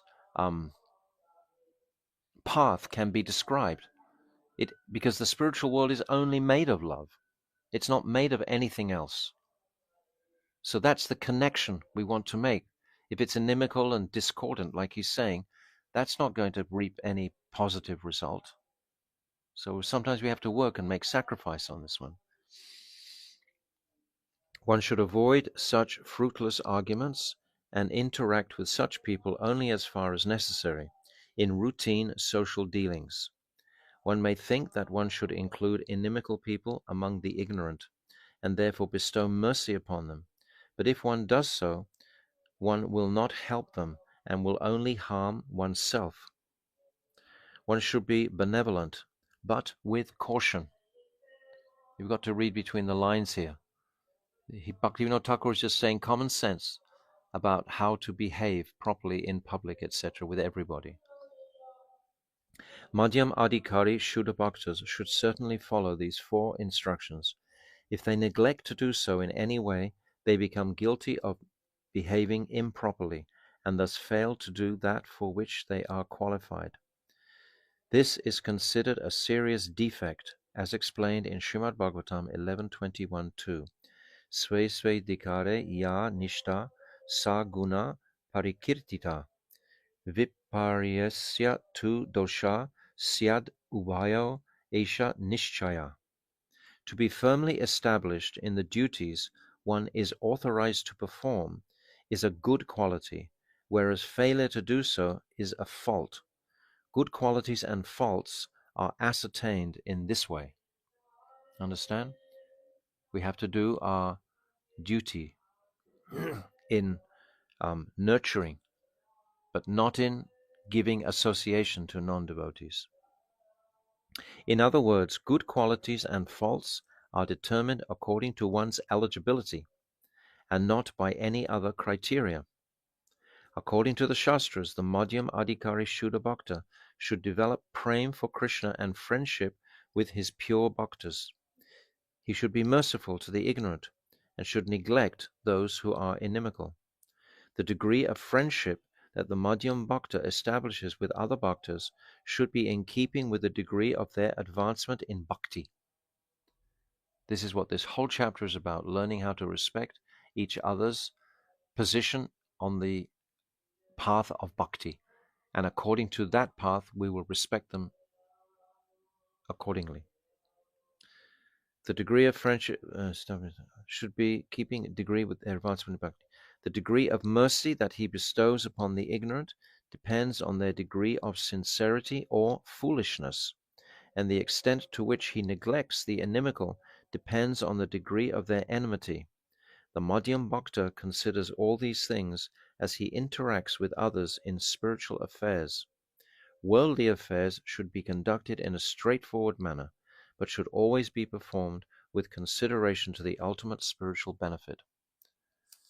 I can remember my Gurudev sometimes in Mathura. He'd listen to this one old lady. She'd come and cluck, cluck, cluck, cluck, cluck, and just talk to my Gurudev would just listen to this. And then he'd be waiting for her to say one thing of significance, and then he could just jump on that. And then he'd start talking about that, make a conversation about that thing. Because she had so many other things to say, worldly things. But every now and again she said something that had some significance. And then my Gurudev would catch that piece and then try to elaborate on it for her. Just then, a resident of Baragachi named Nityananda Das interrupted by saying, "What is the behavior of Uttam Bhaktas?" Slightly startled, Babaji Mahashai said, Brother, you have asked a question that I'm just in the process of answering. Let me finish what I have to say. I'm an old man and my memory is fading. If the subject matter changes too abruptly, I will forget what I was going to say." Haridas was a strict Babaji. Although he never found fault with anyone, he was quick to respond when anyone spoke inappropriately. Everyone was stunned to hear his words. Again he offered pranam to Nityananda Prabhu at the foot of the banyan tree and resumed speaking. Babaji, when the bhakti of the Madhyam Vaishnava progresses beyond the stages of sadhan and bhav and comes to the level of prem, it becomes highly condensed. Now, Bhaktivinoda Thakur put that little interruption in deliberately to show us not to interrupt and to behave according. He's just explaining about respectful dealings. So this young Nityananda has not demonstrated respectful dealings by interrupting him. This is the teachings of this chapter, to be considerate in our relationships and respectful and with care. It becomes highly condensed, and at that time the Vaishnavas become an Uttam Bhakta. Srimad Bhagavatam 11.2.45 describes the symptoms of an Uttam Vaishnava as follows. Sarva Bhuteshu Yad Pashyet Bhavad Bhavam Atmanaha Bhutani Bhagavati Atmane Esha Bhagavatottama. One who sees his own Bhagavad Bhav, ecstatic mood of attraction towards Sri Krishna Chandra in the hearts of all jivas, Sarva Bhuteshu, and sees all beings within Sri Krishna Chandra is an Uttam Bhagavat. He sees all of that. An Uttam Vaishnava perceives that all living beings love Bhagavan with the same particular feeling of transcendental love that he himself cherishes towards his Ishtadev. He also perceives that Bhagavan feels a reciprocal attitude of love towards all living beings. An Uttam Vaishnava has no disposition other than this mood of transcendental love. Other moods arise from time to time according to different circumstances, but they are all transformations of prem. For example, Shukadev Goswami was an Uttam Bhagavat, but he described Kamsa in words such as Bhoja Pamshula, a disgrace to the Bhoja dynasty. Although it appears as if these words were spoken out of enmity towards Kamsa, they are actually a manifestation of prem towards Krishna. Understand? It's because he loves Krishna so much that he's speaking in a rough way about Kamsa. When Shuddha Prem becomes the very life of a bhakta, he is known as an Uttam Bhagavat. In this condition, there is no longer any distinction between love, friendship, mercy, and neglect, as in the case of a Madhyam Adhikari. All his behavior becomes a manifestation of prem, and there is no difference in his eyes between a Kanishta, Madhyam, or Uttam Vaishnava, nor is there any difference between a Vaishnava and a non-Vaishnava. This advanced condition is extremely rare. Extremely rare. Just consider now that a Kanishta Vaishnava does not render service to Vaishnavas, and an Uttam Vaishnava does not make any distinction between Vaishnavas and non-Vaishnavas, for he sees all jivas as servants of Krishna. This means that only Madhyam Vaishnavas offer respect to Vaishnavas and render service to them. A Madhyam Vaishnava must serve the three kinds of Vaishnavas: those who chant Krishna Nam even once, those who chant Krishna Nam constantly, and those whose mere sight automatically causes Krishna Nam to dance on one's tongue. Three types. A Vaishnava may be considered a Vaishnava, a superior Vaishnava, or a superlative Vaishnava, according to his degree of advancement. A Madhyam Bhakta should serve Vaishnavas according to their status. This is what this chapter is about. How to learn the distinctions between these gradations of Vaishnavas so you can offer them appropriate respect. Only an Uttam Vaishnava will conclude that it is improper to consider whether a Vaishnava is Kanishta, Madhyam or Uttam. If a Madhyam Adhikari Vaishnava thinks in this way, he will become an offender. Sriman Mahaprabhu indicated this to the residents of Kolinyagram, and his instructions are to be revered even more than the Vedas by all Madhyam Vaishnavas. And what are the Vedas? Is that right? And what are the Vedas or Shruti? They are the orders of Parameshwara. Having said this much, Haridas Babaji became silent for a moment. At this time, Nityananda Das Babaji of Baragachi folded his hands and said, "May I ask a question now?" Haridas replied, "As it pleases you." Babaji Mahashai, to which category of Vaishnava do you think I belong? Am I a Kanishta or a Madhyam Vaishnava? I am certainly not an Uttama Vaishnava. Haridas Babaji Mahashai smiled a little and said, "Brother, can one who has received the name Nityananda Das be anything other than an Uttam Vaishnava?" In other words, Haridas is demonstrating to us his level of Uttam Vaishnava. My Nitai is very merciful. Even when he is beaten, he gives prem in return. So if one takes his name and becomes his Das, need anything more be said? Nityananda Das, I sincerely want to know my actual position. Babaji, then tell me your whole story. If Nitai empowers me to speak, I shall say something. Nityananda Das, I took birth in a low caste family in a small village on the bank of the Padmavati river.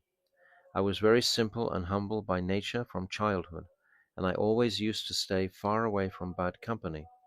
I was married at an early age, but after some days my parents died, and my wife and I remained alone in the home. We did not have so much wealth, so we worked every day to maintain ourselves. Our days passed happily in this way, but this happiness did not last for long, for after a while she also left her body. Because of my separation from her, thoughts of detachment awakened in my mind. Near my village were many Vaishnavas who had renounced householder life, and I saw that the people of Baragachi offered them great respect. I hankered for that respect very strongly, and because of the temporary feelings of detachment brought on by the death of my wife, I went to Baragachi and accepted the dress of a Vaishnava mendicant. However, after a few days my mind became fickle. It was possessed by wicked thoughts, and it became very difficult for me to control. But by great fortune I received the association of an excellent Vaishnava who is pure and simple. At present he is performing bhajan in Braja. With deep affection he gave me profound advice, kept me in his association, and purified my mind. So Bhaktivinoda Thakur is giving an example that we can all benefit from here. We can all take something from this story. Everyone can take something. Now my mind is no longer disturbed by mischievous thoughts. I have developed taste for chanting 100,000 names of Harinam every day. That's a lakh. I understand that there is no difference between Sri Hari and Sri Nam, and that both are fully spiritual. I observe the Ekadashi fast according to Shastra and offer water to Tulsi. When the Vaishnavas perform kirtan, I also join with rapt attention. I drink the water that washes the feet of pure Vaishnavas. I study the Bhakti Shastras every day. I no longer desire to eat palatable food or dress nicely. I have no taste to hear or participate in mundane talks. When I see the Vaishnavas' ecstatic moods, a desire comes into my mind to roll on the ground at their feet, and sometimes I do so, but it is out of a desire for prestige. Now please give me your verdict. To which class of Vaishnava do I belong, and how should I behave? So it's very inspiring that this young man is able to reveal his heart in such a simple, direct way in an assembly of people without duplicity. This is how we're understanding this. He's expressing himself fully. The atmosphere of truth and honesty is prevailing here in this company of Vaishnavas. So he's responding to that and sharing his heart thoughts. There's no duplicity here. It doesn't appear to be that way. Haridas looked at Vaishnava Das Babaji with a smile and said, "Tell us to which class of Vaishnava does Nityananda Das belong?" Vaishnava Das, from what I have heard, he has surpassed the Kanishta stage and entered the Madhyam stage. Babaji, that is my feeling also. Nityananda, how wonderful! Today I have come to know of my true position from the mouths of the Vaishnavas. Please bestow your mercy upon me so that I may gradually come to the stage of an Uttam Vaishnava. Vaishnava Das. What? No, it's not. No, it's Bhaktivinoda Thakur is picking out. He has to pick out examples, but he's picking out positive examples. It's like soon we're going to come to the description of Brajanath and Vijay Kumar. His character is exemplary. The first time they take to chanting, they chant Shuddhanam almost immediately. So this can be possible. He's born in India, this Nityananda Das. He's born on the bank of the Padmavati River. That means he has some piety from previous birth. He's been relieved of all his family attachments by death. That means he has some sanskar to give him this opportunity. He has all this background of positivity. This kind of discussion, like that kind of question posed.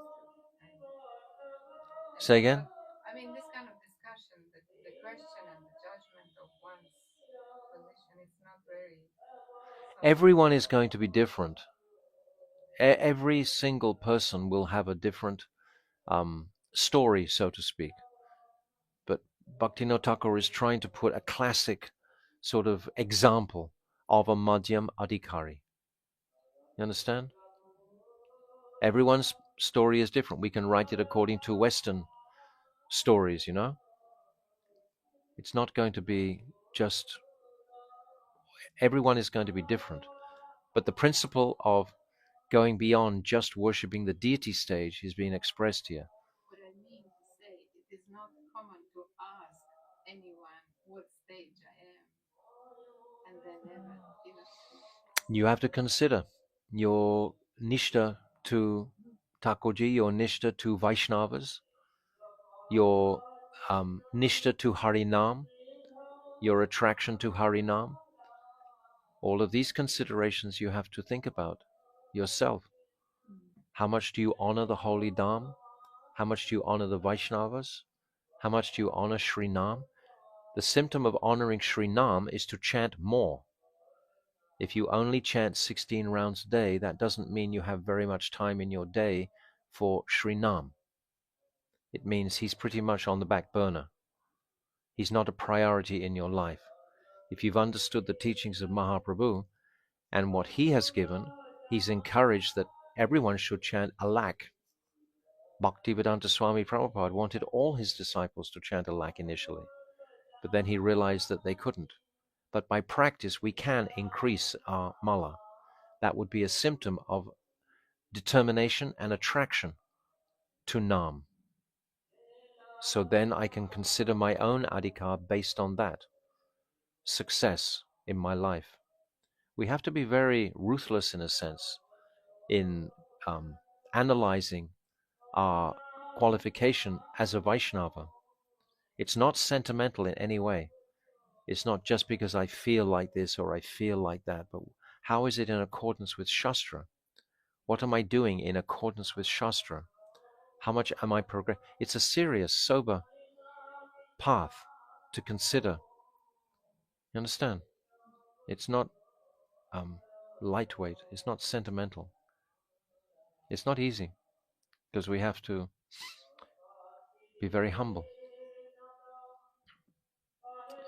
Vaishnava Das, at the time that you accepted mendicancy, there was a desire for honor and prestige in your heart, and you were not actually qualified to enter the renounced order, and therefore your acceptance of mendicancy was tainted with flaw of unauthorized consideration. Should be with the flaw of unauthorized consideration. In spite of this, you have attained genuine auspiciousness by the mercy of the Vaishnavas.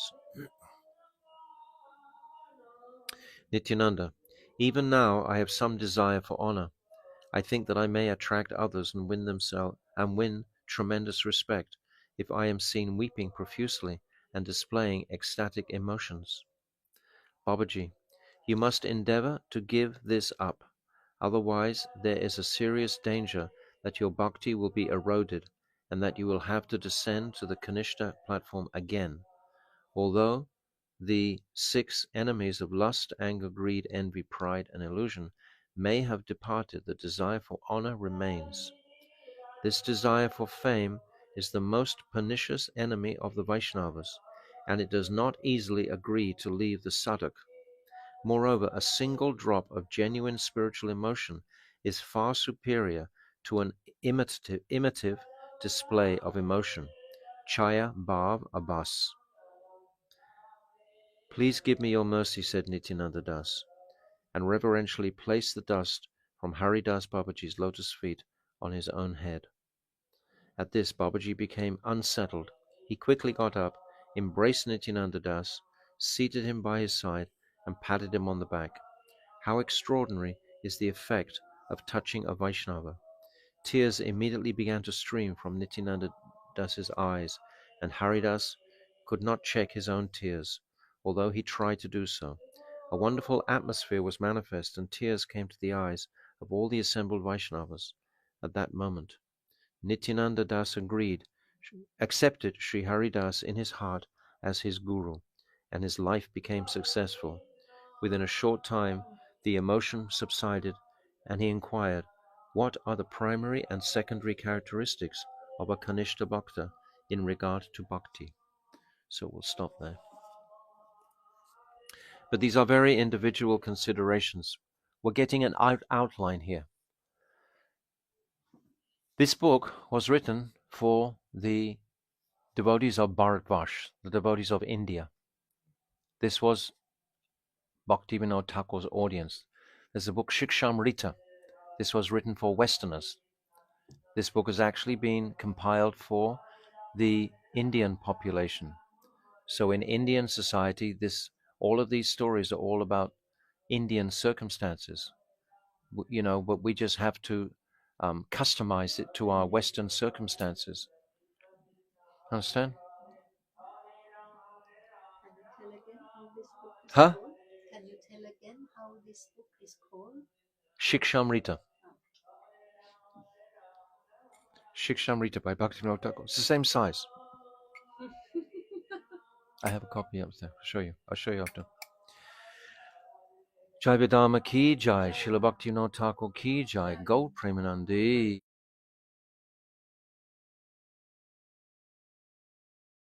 So let's come now to our chapter 8, page 181. We've read about Nityananda. He's inquiring as to his own personal adhikar. So we can consider also in this discussion, what is my adhikar? Try to relate with how Nityananda is responding to describing his own life and see how I am acting in my own life and on which platform am I on. And if I realize or if I think that I'm certainly on the Kanishta platform, then quickly come to the Madhyam platform. Quickly come to that devotional platform where we're seriously taking this path carefully.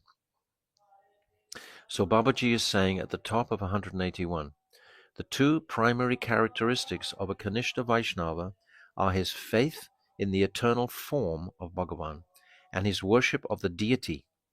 His secondary characteristic are the devotional activities that he performs, such as hearing, chanting, remembering, and offering prayers. So this is the Kanishta platform. Nityananda, one cannot be a Vaishnava unless he has faith in the eternal form of Bhagavan and worships the deity according to the regulations of Shastra. So I can well understand why these two are primary symptoms. However, I cannot understand why hearing, chanting, remembering, and other such activities are secondary. Good question. Okay? Babaji, the Kanishta Vaishnava is not acquainted with the intrinsic nature of Shuddha Bhakti. That's what I'm saying. If you don't set your compass, if you're not understanding what is pure bhakti, what is pure devotion, how can I actually make progress? I have to know what is Shuddha Bhakti, of which hearing, chanting, and so on are angas, limbs. Consequently, his hearing and chanting do not assume their primary identity, but are manifest as a gona secondary form, because he's not properly focusing. The Kanishta is not properly focusing on the direction where he's going. He's just worshipping the deity like a parrot, like a robot, automatically just 1, 2, 3, 4, yes, worshipping like that. There's no sambandha, no connection has actually happened with his Thakurji.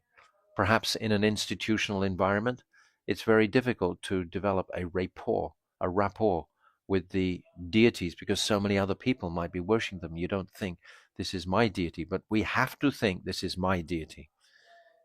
If I'm going to perform real worship, I have to think, yes, this is my deity, and other people are serving him also. You understand? But unless I have that mamata for Thakurji, then where is my sambandha? He's not even there. Furthermore, whatever arises from the three gunas, sattva, goodness, raja, passion, and tama, ignorance, is known as gona. Yes. When these activities become nirgun, beyond the gunas, free from the influence of material modes, they are angas of Shuddha Bhakti, and one has attained the madhyam stage. Very beautiful.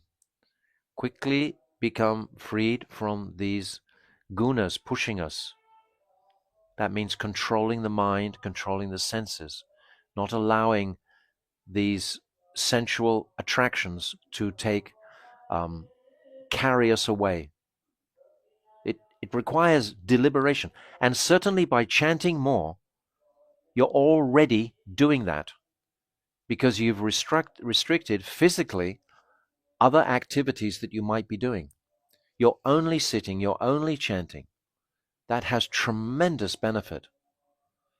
You're not looking here and there and cycling and walking and, oh, what's this? What do we have for dinner? What do we do for this? All this chit-chat just drags the mind away into another seeking material pleasure, because the mind is always looking for material pleasure. And the contradiction of that is the soul is not. So we have to connect with that. Nityananda, how can the Kanishta Vaishnava be called a bhakta when he is contaminated with the faults of karma and gyan, and his heart is filled with desires for things other than bhakti? Okay, we should consider this is us. Babaji, one becomes eligible for bhakti once he has attained shraddha. Everything is on the platform of shraddha, which is the root of bhakti.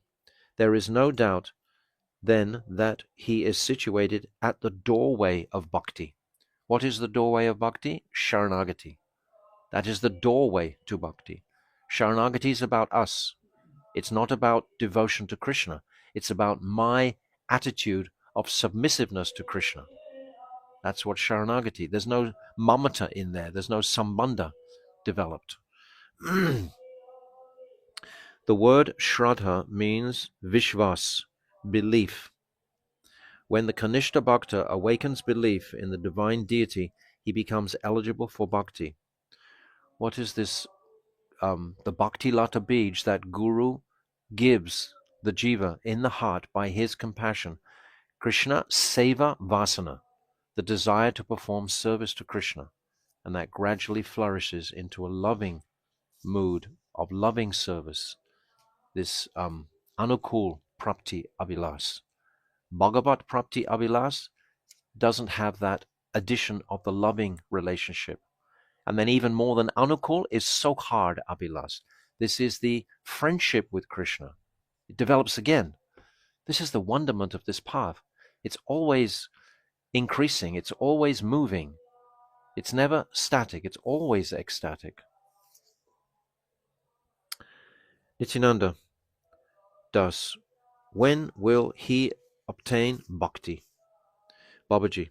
The Kanishta Bhakta becomes a Shuddha Bhakta at the Madhyam level when his contamination of karma and gyan is dissipated and he desires nothing other than Ananya Bhakti, exclusive bhakti, exclusive devotion.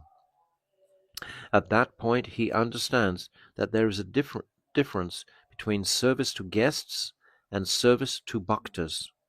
Thus he awakens a taste for serving the bhaktas, which is favorable for bhakti. If we're always doing some type of charitable work or just preaching to non-devotees, this is wonderful, and this is part of our dharma, part of our path to do like that. But when you actually start speaking to devotees and encouraging devotees and serving devotees more focusedly, this is much, much more than just simply preaching on the street, so to speak. It's more than that. Nityananda Das. Shuddha Bhakti appears along with Sambandha Gyan. When is that knowledge awakened by which one becomes eligible for Shuddha Bhakti? Nice question. Babaji. True Sambandha Gyan and Shuddha Bhakti are manifest simultaneously when knowledge contaminated by Mayavad conceptions has been dispelled. This means not desiring my own sensual pleasures, but I'm looking to the satisfaction of Krishna's devotees, of my Guru, of Thakurji. In that order. How long does that take? Nityananda Das says. Babaji. The stronger a person's sukriti from past activities, the sooner he will attain it. Our previous sanskar and sukriti is very much tipping the balance here. If we've had previous births chanting Hare Krishna, of course it's going to give us a greater... We sometimes see, if we're living in a temple place, a new person comes, and somehow or other they're just like on a rocket from the very beginning. We should understand that this person from his previous birth has been performing bhakti. And sometimes there's a really old man there and nothing's really kicked off for him. So this is his first time around. But nevertheless, we're following the process. Nityananda, what is the first result attained by past sukriti? Babaji, one attains sadhu sangha. Sadhu sangha, so beautiful. Sadhu sangha is the principle, Nityananda Das. And what is the progression that evolves from sadhu sangha? Babaji, Srimad Bhagavatam 3.25.25 describes the systematic evolution of bhakti very succinctly. This is spoken by Kapila Dev to his mother Devahuti. Satam prasangam mamazvira samvido bhavanti hritkana rasanaya gata taj josephat sav apavargo vartmani shraddha rati bhakti anukramishyti. Shraddha, rati, that's bhav, and bhakti. In this order. First shraddha, then rati, then shuddha bhakti. In the association of Sudha Bhaktas, the recitation and discussion of my glorious activities and pastimes are pleasing to both the heart and the ears. By cultivating knowledge in this way, one becomes established on the path of liberation and progressively attains Shraddha, then Bhav, and finally Prema Bhakti. This is the process. The beautiful verse. Kriti Sadhya. No. Klesh Agni Shubhada. This is the path of sadhan. Klesh means suffering. Agni means incinerated. As we're performing our sadhan, these kleshas become incinerated. Klesh Agni Shubhada. And then what is the consequence? All auspiciousness will come in the devotee's life. We'll see that. Everything seems to turn out favorably. Every endeavor we make, it seems to be positive. There doesn't seem to be any great stumbling blocks. We easily get our ticket to come to India. We easily settle in. We're finding our prasadam, etc. Everything becomes very, very simple. This is Klesh Agni Shubhada. This is the mercy that comes from sadhan bhakti. And then the next stage is bhav bhakti, moksha lukhatakrit. This is when we start to look down on moksha. We don't think moksha is such a big deal. We don't think liberation is something that I desire. And this stage is described as sudulabha, very, very rare. It's rare that someone should disdain moksha. But we're in a whole society of people who are disdaining moksha. The Vaishnavas are all encouraged to go for Shuddha Bhakti. No one here is going for moksha. Those in the Himalayas or some retreat somewhere or other in the mountains, perhaps they're all looking for moksha, but we're not looking for moksha or liberation. And this is rare. We should consider. And then the third stage is prem itself. Shuddha Sattva Visheshatma Sri Krishna Akashani Chasa. Oh, sorry, Sandra Ananda Visheshatma. Sandra Ananda. That's the most beautiful word. This Sandra Ananda. This means, Sandra means that nothing else can exist except Ananda. There's nothing else except Ananda. Nothing else can enter except bliss. Pretty nice, huh? Sandra Ananda. Then it says, Sri Krishna Akashani Chasa. This will attract Krishna. This prem will attract Krishna. So that's the stage of prem. So these are the three: sadhan bhakti, bhav bhakti, and prema bhakti. We'll publish this on the WhatsApp thread. Nityananda Das, how does one attain sadhu sangha? Babaji, I have already said that sadhu sangha is attained by sukriti acquired in previous births. This is explained in Srimad Bhagavatam 10:51-53.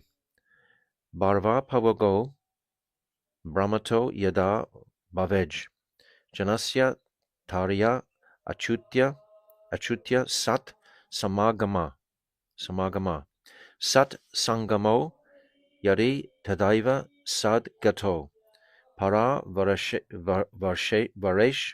tvai jayate rati. O Achyuta, the jivas have been wandering in the cycle of birth and death since time without beginning. When the time for his release from this cycle approaches, he obtains Sat Sangha. From that moment, he becomes firmly attached to you, who are the controller of both spirit and matter, and the supreme goal of attainment for the sadhus. Very beautiful. Very beautiful. So merciful of Bhaktivinoda Thakur to give us these Bhagavatam verses. Nityananda Das, it is only by sadhu sangha that a Kanishta Bhakta awakens an inclination for worshipping the deity. So how can it be said that he doesn't render any service to sadhus? I don't understand that. I'll read it again.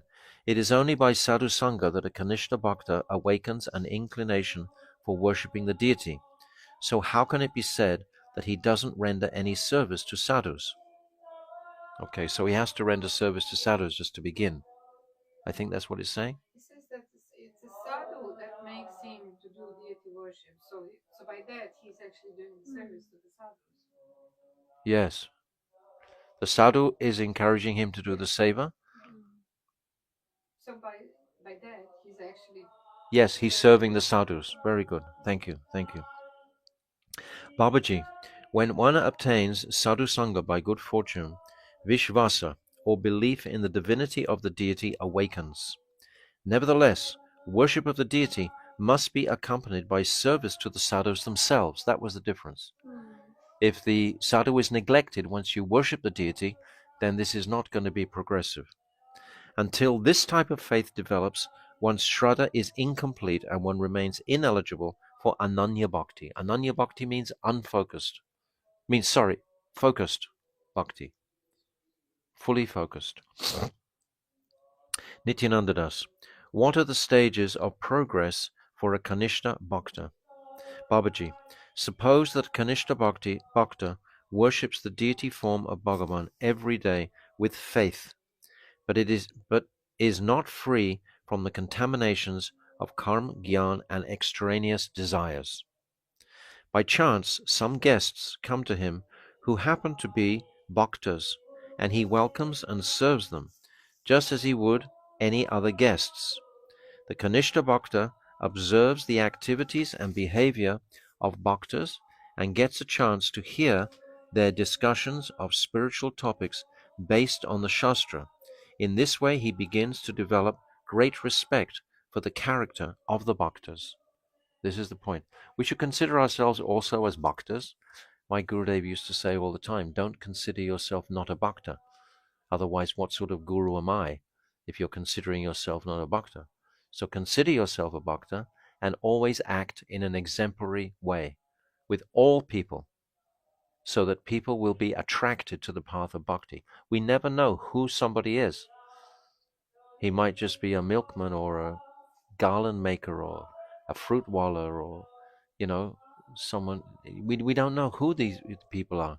We should always have exemplary behavior, and then they will respect the path of bhakti. At this point, he became aware of his own defects. He begins to follow the behavior of the sadhus and to rectify his own behavior. Yes, he starts to look internal when he sees the good qualities of the sadhus. Gradually, his defects of karma and gyan begin to fade, and as his heart becomes purified, he becomes increasingly free from extraneous desires. He studies the Shastra by regularly hearing narrations of Bhagavan's pastimes and the fundamental ontological truths about Bhagavan. Very important. His Sambandha Gyan becomes progressively firmer as he accepts the transcendental nature of Bhagavan, Sri Nam, and the angas of bhakti, such as hearing and chanting. When his Sambandha Gyan becomes complete, he attains the stage of a Madhyam Vaisnava. It is at this point that he truly begins to associate with bhaktas. He can then perceive that bhaktas are vastly superior to ordinary guests, and he can begin to regard them on the level of guru. This is very important, to regard the bhaktas on the level of guru, which means I want to take instruction and guidance from all bhaktas. All sincere madhyams should be in a mood of distributing their truths, because he's on the madhyam platform. He can preach on the madhyam.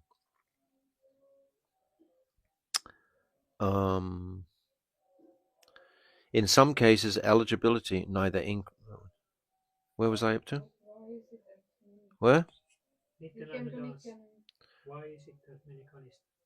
Why is it that many Kanishta Bhaktas do not progress? Babaji, if the Kanishta Bhakta associates mainly with people who are inimical, his immature level of eligibility for bhakti quickly fades, and his eligibility for karma and gyan becomes prominent. In some cases, eligibility neither increases nor decreases, but remains exactly the same.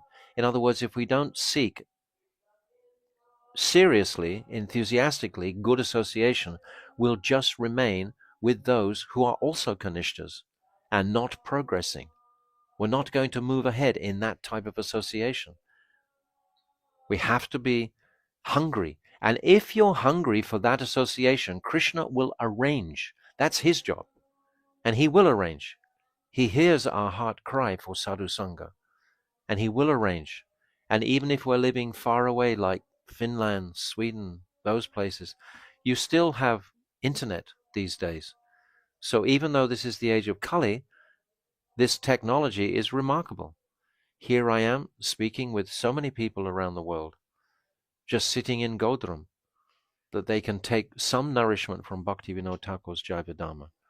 So anywhere, we can always connect with a sadhu. There's no excuse. There's never any excuse for any shortfall in spiritual life. We can never say, well, Krishna didn't provide this or this or this. That's called the victim complex. Don't. Exactly the same. Huh? It's not exactly the same. We take the best we can. No, it's not exactly the same. Definitely it's not exactly the same, but what can we do? We're in the middle of Kali Yuga. The darkest Kali Yuga out of 1,000 Kali Yugas. And yet we have this little ray of light, even if it's a small ray of light, it'll be enough to keep that fire alive and moving. It'll be sufficient. We can't complain and we can't say, have excuses. It's like if we say, well, it's not enough, nothing's enough. Even if you're in the company about it, you say, well, I don't like that one, I like this one, and blah, blah, blah, blah. All Grammy guitar starts to go on. So sometimes it can be very beneficial just to hear directly on a YouTube thing or whatever, It's not the best, no. It's not the best for the speaker either. I'm only looking at 4 people in the room today, but there's maybe 150, 200 on the stream, but I'm not seeing them all. Okay, Nityananda Das. When does that happen? When he associates equally with bhaktas and inimical people. I'll read the last part again. In some cases, eligibility neither increases nor decreases, but remains exactly the same. Okay, you're not moving anywhere. Nityananda Das, he asks, when does that happen? Babaji, when he associates equally with bhaktas and inimical people. You're not going to be moving very fast. Nityananda Das, under what circumstances can his advancement be assured? Babaji, when his association with bhaktas becomes prominent and his association with the inimical becomes minimal, his advancement is rapid. If you're sitting in your family home and you're always making considerations about your brother, your mother, your sister, all these different people in your family life, that is associating with non-devotees. So, What does this mean, this inimical? It means not favorable.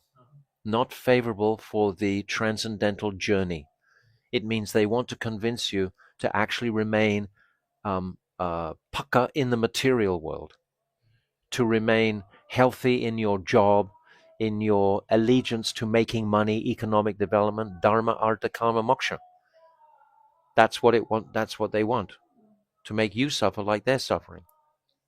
But the bhakta wants to get out of that association, not healthy. When his association with bhaktas becomes prominent and his association with inimical becomes minimal, his advancement is rapid.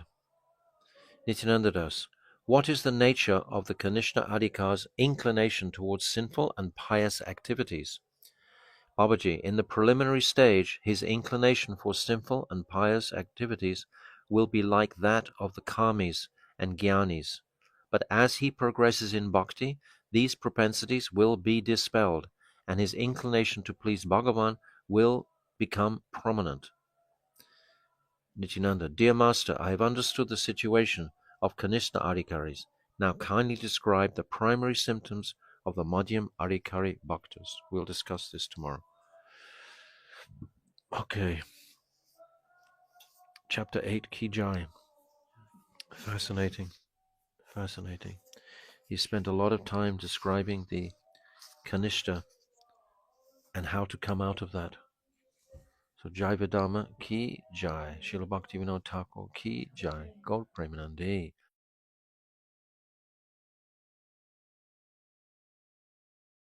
Okay, we come to page 185 now in chapter 8. So Nityananda is saying about the nature of the Kanishta Adhikari's inclination towards sinful and pious activities. And then Babaji responded, in the preliminary stage, his inclination for sinful and pious activities will be like that of the karmis and the jnanis. But as he progresses in bhakti, these propensities will be dispelled, and his inclination to please Bhagavan will become prominent. Now he's introducing the mood of what is it to be a madhyam. A madhyam just wants to please Krishna with his whole being, his mind, his body, intelligence, everything, his words. Nityananda Das, dear Master, I have understood the situation of Kanishta Adhikaris. Now kindly describe the primary symptoms of the Madhyam Adhikari Bhaktas. Babaji, the Madhyam Adhikari Bhakta has Ananya Bhakti towards Krishna. That's a very high stage of bhakti, of devotion towards Krishna. Exclusive. Ananya means exclusive. that means I'm not looking for a little bit of Ganeshji on the side, or Durgama, a little bit of that influence, or a little bit of Suryadev. I've only understood that Krishna is that supreme personality of Godhead. I'm without any duplicitousness as far as my focus is concerned. One focused on serving. I might not be able to serve Krishna all the time, but my only focus and hope and prayer is to serve Krishna all the time.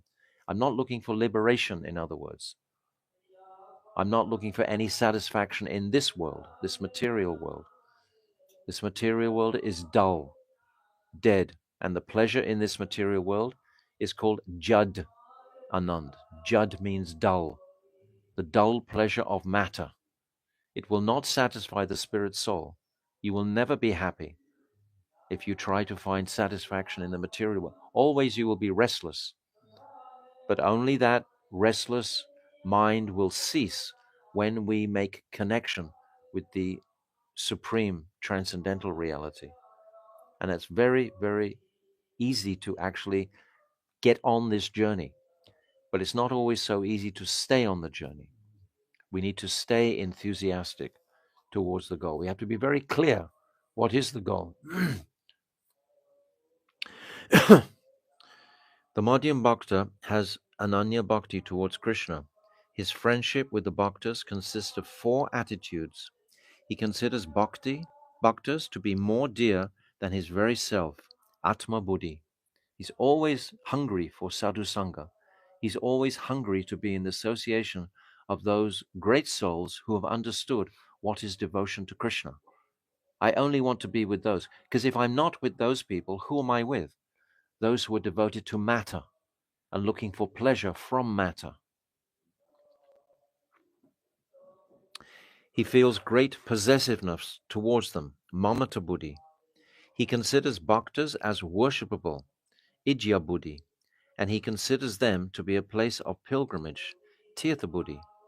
The Madhyam Bhakta also bestows mercy on those who are ignorant of spiritual truth, and he neglects the inimical. These are the primary characteristics of the Madhyam Bhakta. Okay? It's quite clear. When one develops Sambandha Gyan and practices Bhakti Sadhan, which is the means, Abhideya, one attains the goal of Prem, Prayojan. This is the methodology of the Madhyam Bhakta. It is generally observed that Madhyam Bhaktas perform Harinam, Kirtan, and other such activities in the association of Bhaktas, free from offense. We have to be very careful about what is Shuddhanam. Shuddhanam is not Nam Aparad or Nam Abbas. We'll discuss these in depth in chapter 23, 24, and 25. What is Nam Bhajan? This is very important to understand. But at this stage, we should understand what are the 10 offenses in the chanting of the holy name. And the first offense is to blaspheme those devotees. If we even hear of blasphemy, we should immediately leave that place. We have no tolerance for all of the devotees are all practicing. Everyone's like in a hospital, so to speak. We're all doing our best we can. And sometimes many anarthas are coming out. And a devotee's behavior might be a little obnoxious sometimes, disturbing sometimes. But always pray for the welfare of that devotee. If we try and point the finger, what does Srila Prabhupada say? There's 3 more pointing back at me. If I'm pointing like that, there's 3 pointing at me. I am the offender. Don't criticize devotees at all. Nityananda Das. What are the secondary symptoms of the Madhyam Bhakta? Madhyam Bhakta. Babaji. The secondary symptom of the Madhyam Bhakta is the way in which he lives his life. His life is completely surrendered to the will of Krishna and is favorable to bhakti. He has no other consideration except the progress of his bhakti. He's trying to build a circumstance where his bhakti can progress daily, vigorously, quickly. He's trying to make that. If that's our desire, Krishna will give us the intelligence how to have that situation don't doubt. But if we have other little desires on the back fringes, oh, I actually want a nice big house with a nice big garden and this and this and this, then this is not Shuddha Bhakti. This is not focusing on Ananya Bhakti. There's other thoughts there. Nityananda Das. Can he still commit sins or offenses? Babaji. Some tendency to commit sins or offenses may remain in the beginning stage, but gradually these will disappear. Whatever sins or offenses are still present at the beginning of the Madhyam stage are like chickpeas that are just about to be ground to a pulp. They are still seen in small lumps, but within a few moments they will be crushed and will cease to exist. Yukta Vairagya, appropriate renunciation, is the life and soul of the Madhyam Bhakta. What does Yukta Vairagya mean? That means appropriate. That means I am renouncing according to the necessities of my bhakti. For example, in wintertime, if there doesn't happen to be hot water around, and I'm living in the Holy Dham, am I going to go to another place just so I can get hot water, to Calcutta, just so I can get hot water in the wintertime? This will be an extra endeavor. So I will take that tapasya. There's three types of vairagya. There's market vairagya, which is like the monkeys. The monkeys look like they're renounced, jumping from tree to tree. They have no clothes, they have no baggage, no bank balance, no cell phone, no nothing. They're just bouncing around. But they have so many wives. They indulge in this propensity all the time. That's market vairagya. That is monkey vairagya. Then there's Falgu vairagya. There's a river Falgu which actually runs under the ground. It's not like a real river. So that Falgu vairagya is false renunciation. I'm renouncing these different things, but in my heart, I'm still hoping that I will get some remuneration for my renunciation, that some benefits will come back to me. Because I'm renouncing, then I've got to get the benefits. I've still got my hand out as an order supplier to Krishna. I'm not seeing Krishna as my most beloved objective to perform seva to. And then there's Yukta Vairagya, where I'm using everything in my possession. If you're born in a very wealthy family, then use those resources to print books or to propagate temple worship or to support Takoji in any way or to have a food for life distribution if you've got wealth. And if you haven't got wealth, then just give your seva to there. But whatever we have in our possession, we will use for Krishna. Like Srila Bhaktisiddhanta Saraswati, there's photographs of him driving in a motor car. This was very strange back in that time, in the early 1800s. There were not many motor cars, but Bhaktisiddhanta was driving it because he had a program, and it was the easiest, best way to go, the quickest way, rather than bullock cart. So he utilized it. That's called Yukta Vairagya. We utilize whatever we have in our possession to serve Krishna. And we're not concerned if we don't have those possessions. Krishna will supply everything. Ananyas chintayantoma yejana pariparsate. Krishna gives what we lack, and he carries what we need. Always. He will supply everything for us.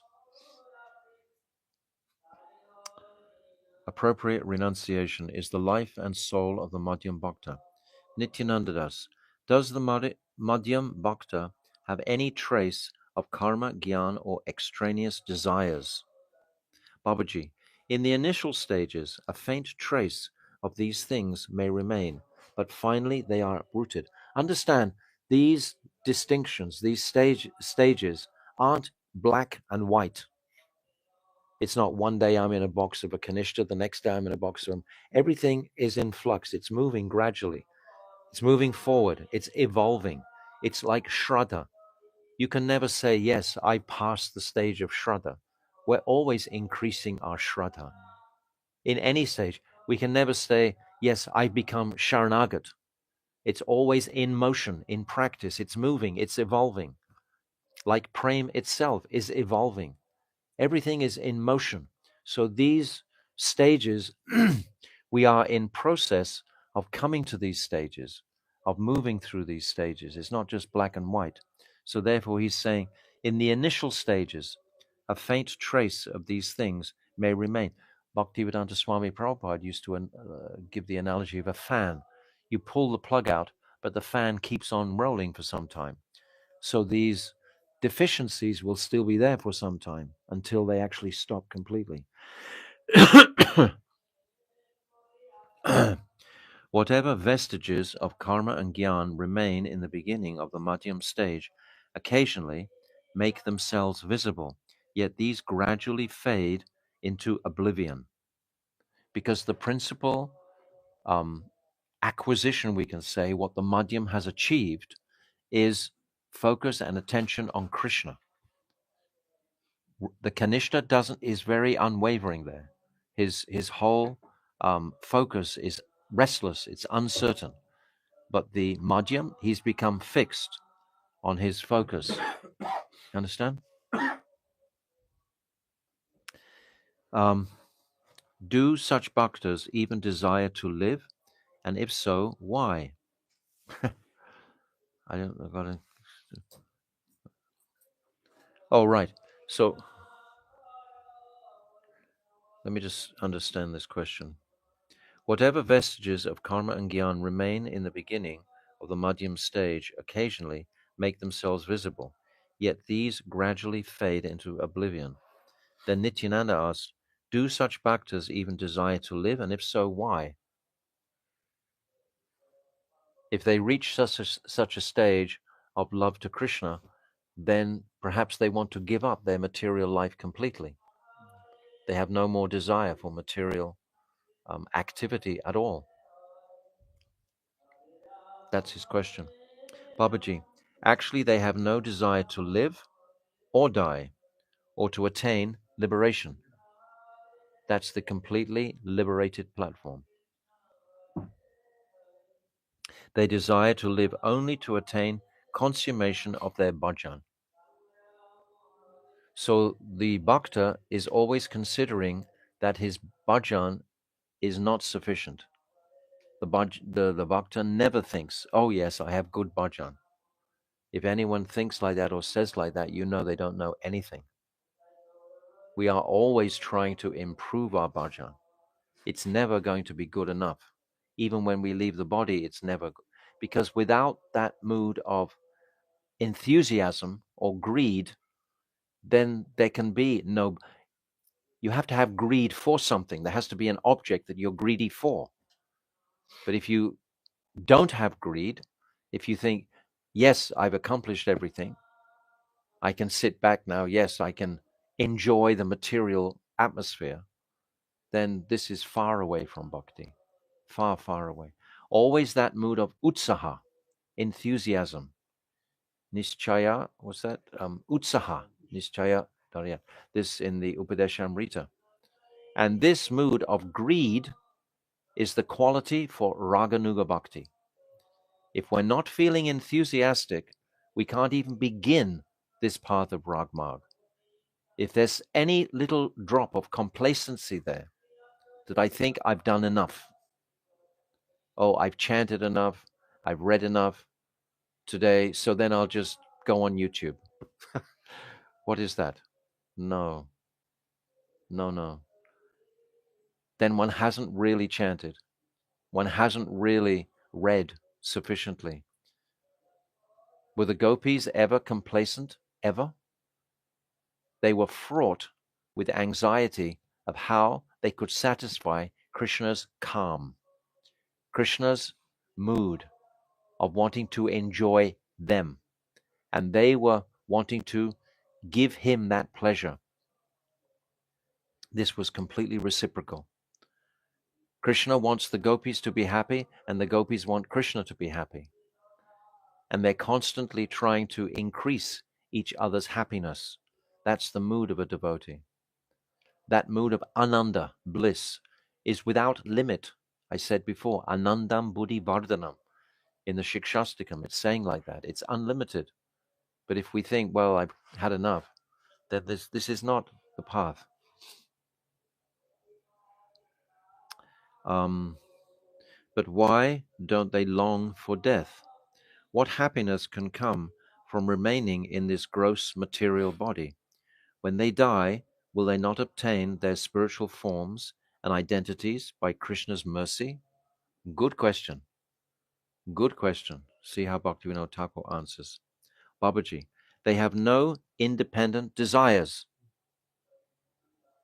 What can you give Guru the most? You can give him your independence. That's what you can give up to Guru. That's what you can give the most. That's the most sacred. That's where we always go wrong, when we hold on to this independent spirit of wanting to enjoy matter. But if I give my independence to Guru fully, then that whole enjoying mood is just evaporated, annihilated, crushed. So it's not my body to, like when Mahaprabhu, Sanatan Goswami, wanted to give up his body under the chariot wheel of the Rath Yatra. And what did Mahaprabhu say? You've given me your body? He was saying in front of Haridas, look, this person, he's given me his body, now he's trying to take it back again. What sort of gentleman is he? He's a thief.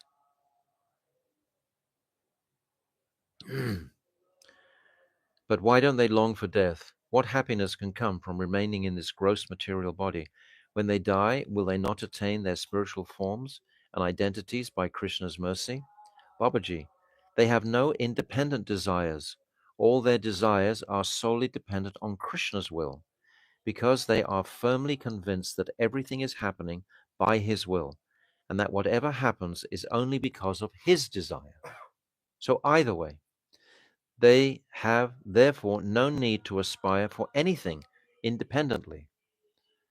And what he's assuming, just because you give up your body, will you necessarily attain a spiritual form?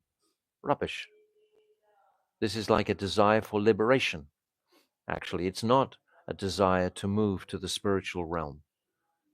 We don't have enough time in this birth to read all the instructions carefully of Srila Rupa Goswami, delineating the path to the spiritual world, or Srila Vishnu Chakravarti Thakur.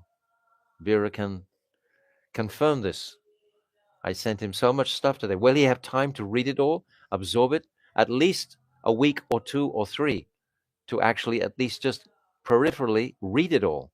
What to speak of begin to make headway into appreciating it. These topics are so dense. We need every moment of these lives and to be as healthy as possible so that we can maintain our study and our careful bhajan to the limit of our degree. Nityananda Das, I have understood the symptoms of the Madhyam Adhikari. Now please tell me about the secondary symptoms of the Uttam Adhikari. The principal symptom is this greed of this Madhyam to please Krishna. That means I have to give up my own independent desires. I only want to follow him. Sarva Padivya Nirmuktam Tatparadbena Nirmalam. I only want to please him, like Anya Bilasita Shunyam. The same principle is there. These secondary symptoms are their bodily activities, but even these cannot actually be viewed separately as secondary symptoms, because they are so much under the control of prem, which is beyond all influence of the material modes. If we actually come into that atmosphere of prem, then we are under another direction. There's another force, so to speak. The force of Yogamaya begins to direct my activities in this world. They're all being guided by her rather than Mahamaya previously. The Madhyam has now come under the control of Yogamaya. The Kanishta is still under the control of Mahamaya. This is the distinction. And my Gurudev said constantly, we have to quickly come to the Madhyam platform. Quickly come to this platform of solid faith. Shraddha Shabde Vishvasa Koi Sudrita Nishchoy.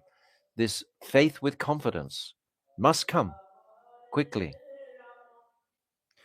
Nityananda Das, Prabhu, there is no provision in Shastra for the Kanishta Adhikaris to renounce householder life. and Madhyam Adhikaris may live either as householders or renunciants. Is it possible that some Uttam Adhikaris may live as householders?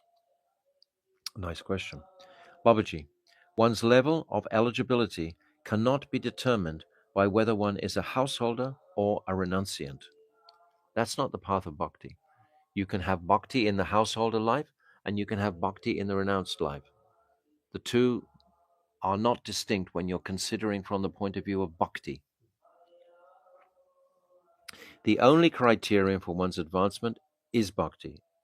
The only criterion is one's advancement in bhakti. That's what I just said.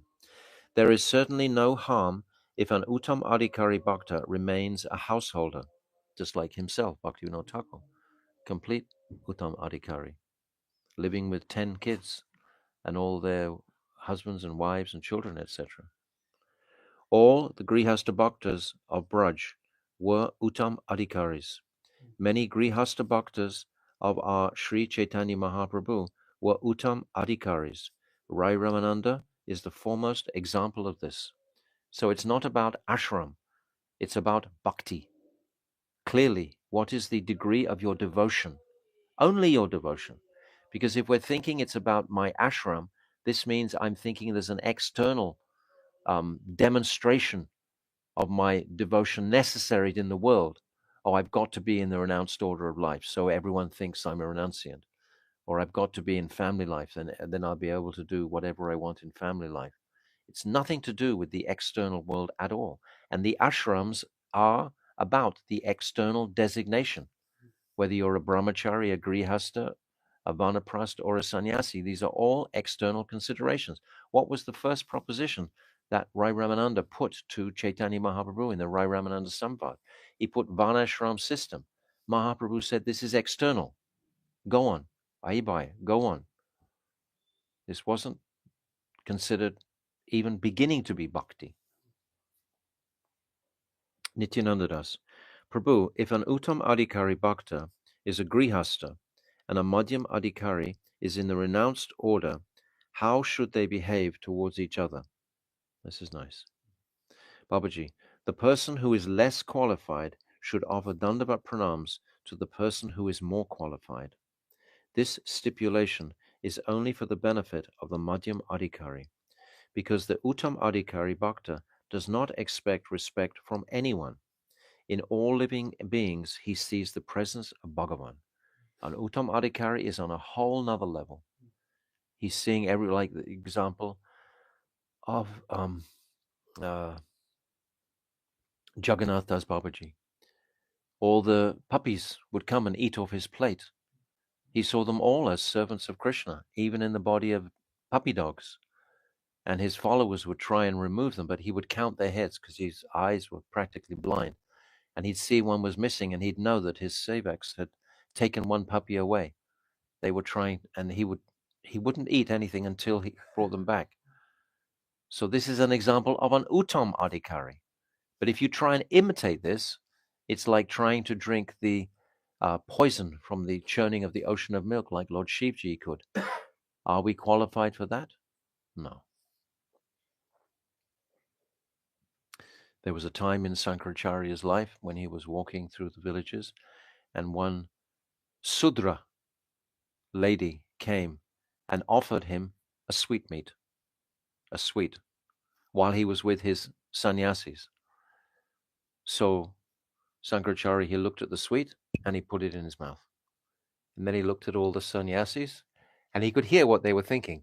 Oh, we can accept sweets from anybody's hand and just take them like that.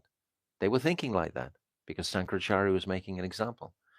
But then what happened? He walked a little bit further and he came to a blacksmith forge.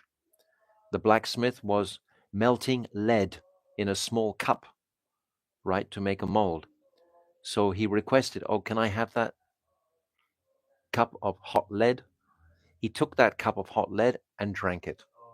And then he offered it to his sannyasi disciples. You want some of this? Try to understand. Don't imitate. Don't imitate.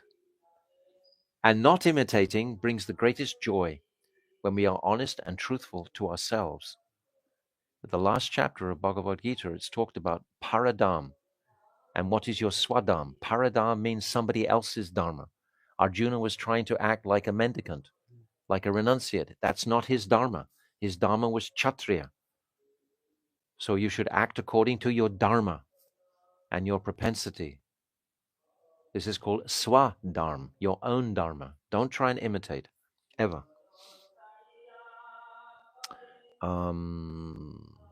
Where are we up to? The person who is less qualified should offer dandavat pranams to the person who is more qualified. This stipulation is only for the benefit of the Madhyam Adhikari, because the Uttam Adhikari Bhakta does not expect respect from anyone. In all living beings, he sees the presence of Bhagavan. Why is Bhaktivinoda Thakur telling us these different distinctions? It's so that we can respect and follow the Vaishnava culture. This spiritual culture is a culture of love. And having love means you properly understand how to respect all the Vaishnavas. The Vaishnavas are the most important part of our lives, in our relationships with them, in dealing with them properly. We should understand what level each Vaishnava is on. So Bhaktivinoda Thakur is going through it very carefully, so we don't commit offenses. I just already described what is the first offense to the holy name: to blaspheme the Vaishnavas. So if we're slack about this, if we're not clear about this, we will commit offenses, and the potency of the holy name won't manifest in our consciousnesses.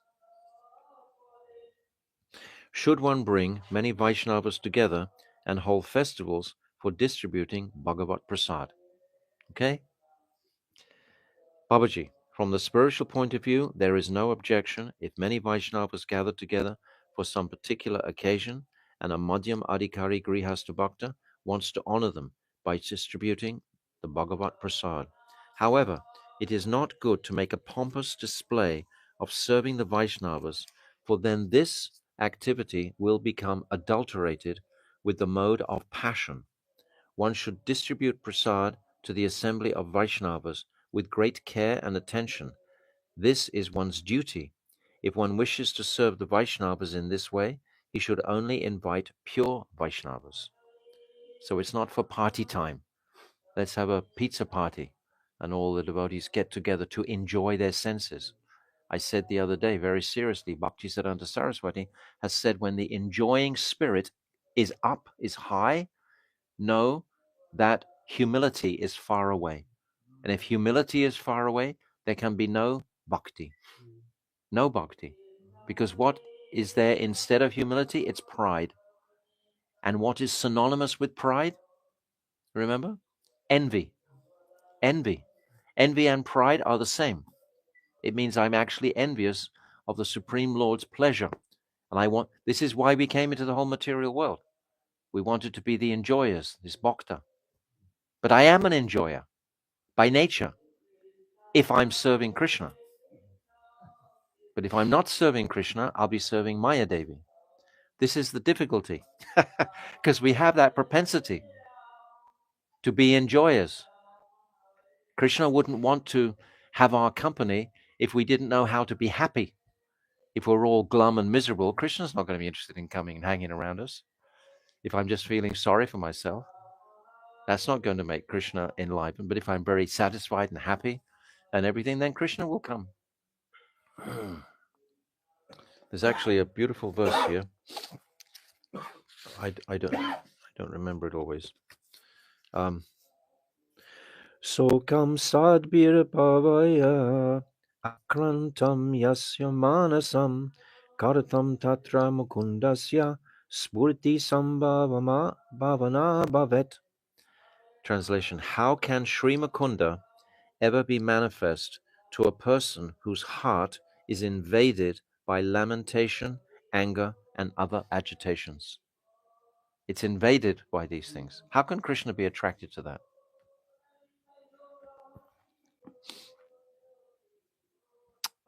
We're talking about Harinam with the devotees. Nityananda Das. A new caste has emerged in Baragachi, consisting of people who refer to themselves as descendants of Vaishnavas. Kanishta Adhikari householders invite them and feed them in the name of Vaishnava Seva. How is this to be viewed? You're just asking so many Kanishtas to come in the name of Vaishnava Seva. Babaji, have these descendants of Vaishnavas taken up Shuddha Bhakti? Nityananda Das, I don't see Shuddha Bhakti in any of them. They only call themselves Vaishnavas. Some of them wear kopin, loincloths. Babaji, I cannot say why this type of practice is in vogue. It should not be done. I can only surmise that is going on because Kanishta Vaishnavas have no ability to recognize who is a true Vaishnava. This is the whole purpose of this discussion, so that we understand who is a true Vaishnava and we learn to respect those. Nityananda Das, do the descendants of Vaishnavas deserve any special regard? Babaji, honor is due for those who are actually Vaishnavas. If the descendants of Vaishnavas are pure Vaishnavas, they should be honored in proportion to their advancement in bhakti. It's always come down to that line. It's not about caste, not about Brahman, Kshatriya, etc. It's about bhakti, advancement in bhakti. Nityananda Das, what if the descendant of a Vaishnava is only a worldly man? Babaji, then he should be considered as a worldly man and not as a Vaishnava. He should not be honored as a Vaishnava. One should always remember the instruction given by Sri Man Mahaprabhu's Shikshastika, Trinadapi Sunichena, Tarodapi Suhishana, Amanina Manadena Kirtanya Sarahari. One should chant the holy name in a humble state of mind, thinking himself more insignificant than the straw in the street. He's in a humble state of mind when he doesn't have any material desires. That automatically makes him humble. If you have no material desires, you become humble. Straw in the street. And more tolerant than a tree. Tree is so tolerant, it'll take any amount of punishment, it seems. One should be devoid of a sense of false prestige and ready to offer all respects to others. Amanina manadena. In such a state of mind, one can chant Sri Harinam constantly. One should be free from pride and should offer appropriate respect to others. One should offer Vaishnavas the respect due to a Vaishnava and should offer those who are not Vaishnavas the respect that befits any human being. It's not that you disregard those who are not devotees. We see the father and uncle of Raghunath Das. They're called Praya Vaishnavas. They would support financially so many Vaishnavas, but they themselves were not practicing so much the rules and regulations to the same degree that Vaishnavas will embrace those. The Vaishnavas embrace those rules and regulations because they know it pleases Krishna. They know they don't want to disgrace the Vaishnava order. If the Vaishnavas are transgressing the injunctions of Shastra, then this is very unfortunate for them and the reputation of Vaishnavas. If one does not offer respect to them, he does not acquire the necessary qualification to chant Sri Nam. Nityananda Das, how can one be free from pride? Babaji, one should not proudly think, I am a Brahmin, I am wealthy, I am a learned scholar, I am a Vaishnava, I have renounced family life. People may well offer respect because one has such qualities, but one should not want to be honored by others out of such egoistic pride. One should always think oneself to be worthless, insignificant, destitute, and lower than a blade of grass. We see in the very beginning the Uttam Bhagavat, Prem Das Babaji, when Sannyasi Thakur approaches him. And what does the Uttam Bhagavat do to the Brahmavad or the Brahmagyani sannyasi? He immediately offers respects to him. He immediately offers his prostrated respects to him. Nityananda Das, it seems from this that one cannot be a Vaishnava without humility and compassion. Babaji, that is quite true. Nityananda Das, then does Bhakti Devi depend on humility and compassion? Babaji, no. Bhakti is completely independent. What's that? Bhaktiya Sanjataye Bhaktya. Bhakti is completely independent. This is what Madhurya Kadambini is all about in the first chapter. Bhakti is the personification of beauty, and she is the supreme ornament. She does not depend on any other good quality. Humility and compassion are not separate qualities. They are included within bhakti. They are included within bhakti. I am a servant of Krishna. I am destitute. I have nothing. Krishna is my all in all. The bhakti that is expressed in these attitudes is itself humility, dainya. The tenderness of heart experienced towards Krishna is known as bhakti. All other jivas are servants of Krishna, and tenderness of heart towards them is compassion, daya. Therefore, compassion is included within bhakti. If one's heart is melting in attraction to Krishna, he naturally feels affection to all living entities because he sees Krishna within the heart of all living entities. And he wants to please Krishna by at least being respectful to all living entities. It's absolute. Respect is a quality of love. It's hard for us to love, but we have the 6 symptoms. Tadati pragnati guyam, akyati prachati, bhungte bhajayate, sadvidim, what's it? The last one. Lakshman, yes. These 6 symptoms of love between the devotees should be cultivated for the purpose of melting the heart in bhakti, in devotion. Shama, forgiveness, is the bhav situated between humility and compassion. Beautiful. Did you know that? Shama is the bhav situated between humility and compassion. When I am so wretched and insignificant myself, how can I inflict punishment upon others? How can I criticize others? When this attitude is combined with compassion, forgiveness automatically appears. Forgiveness is also included in bhakti. So these qualities are not extraneous qualities. They're not something we have to work on. These qualities are already there. Once bhakti becomes developed and is moving, then these qualities will automatically come. Krishna is satya, real. The fact that the jivas are servants of Krishna is also real, as is the fact that the material world is only a boarding house for the jivas.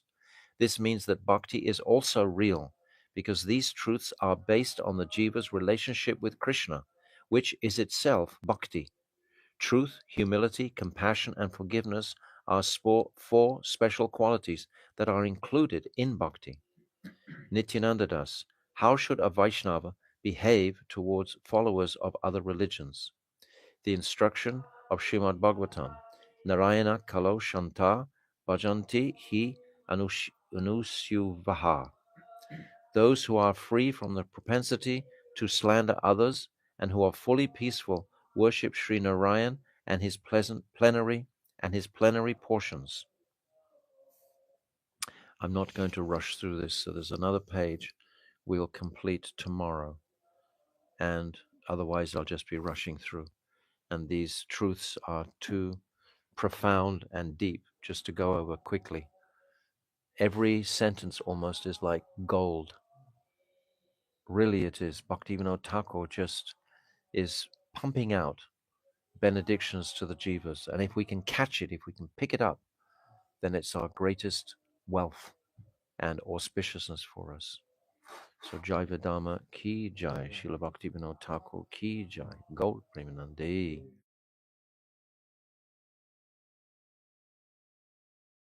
So now we come to page 191.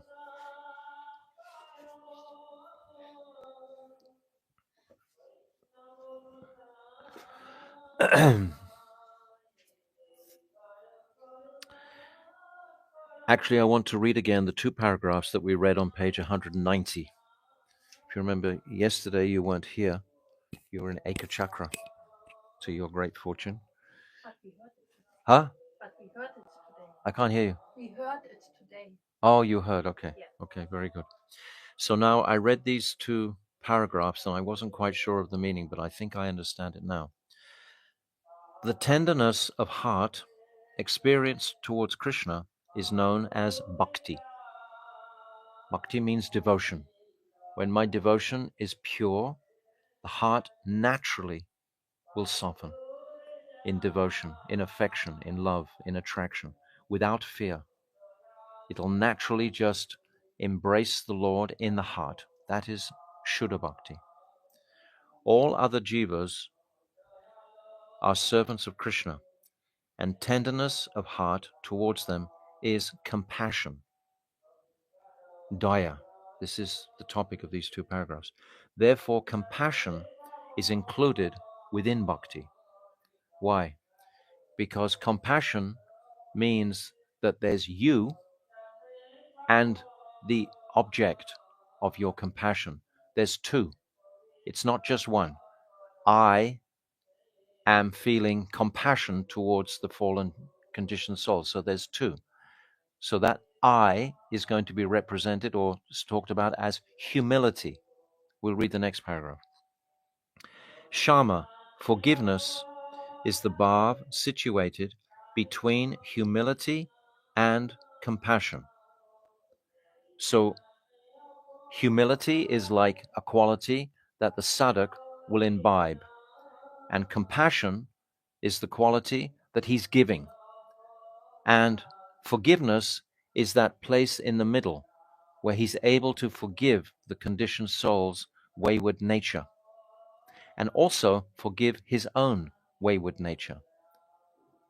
So forgiveness falls in the middle.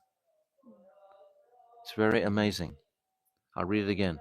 Shama, forgiveness is the bhav situated between humility. Humility is like the I consciousness, because there has to be someone who is humble, right? That's you. That's what we're talking about. We're talking about the sadhak attaining a humble state of mind, humility. And then we're talking about the sadhak expressing that humility through a mood of compassion. But how can he be compassionate without that quality or that bhav of forgiveness? So this bhav of forgiveness rides in the middle between the two.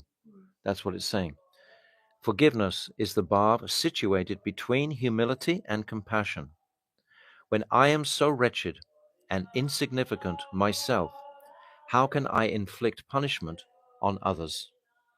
When I'm understanding my true nature of my utter insignificance in relationship to my devotion to Krishna, always the bhakta is thinking like that. Narahari Shakahi sang this beautiful song, this Jadi Goranga, and at the end he concludes, this Narahari has no heart, has a heart like a stone. He's a great, great devotee, but he's feeling himself to be totally worthless. Just, you can't reach it. This book here, top one. Quickly. No, next. Yes. Give me that. Quick. So, I'll just give you an example of humility here in Chaitanya Charitamrita.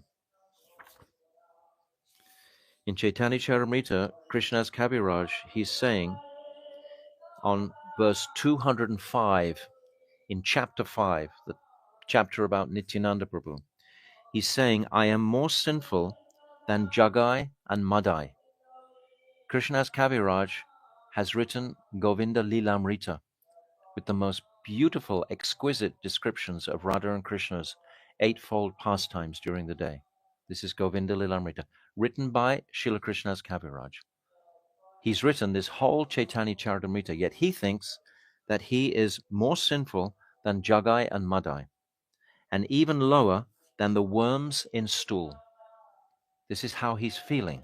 This is genuine. This is not deceptive or false humility. He's feeling like this. Then he says in verse 206, anyone who hears my name loses the results of his pious activities. Anyone who utters my name becomes sinful. Why are they saying like this? Srila Bhakti Rakshak Sridhar Maharaj, I've said this before, this example.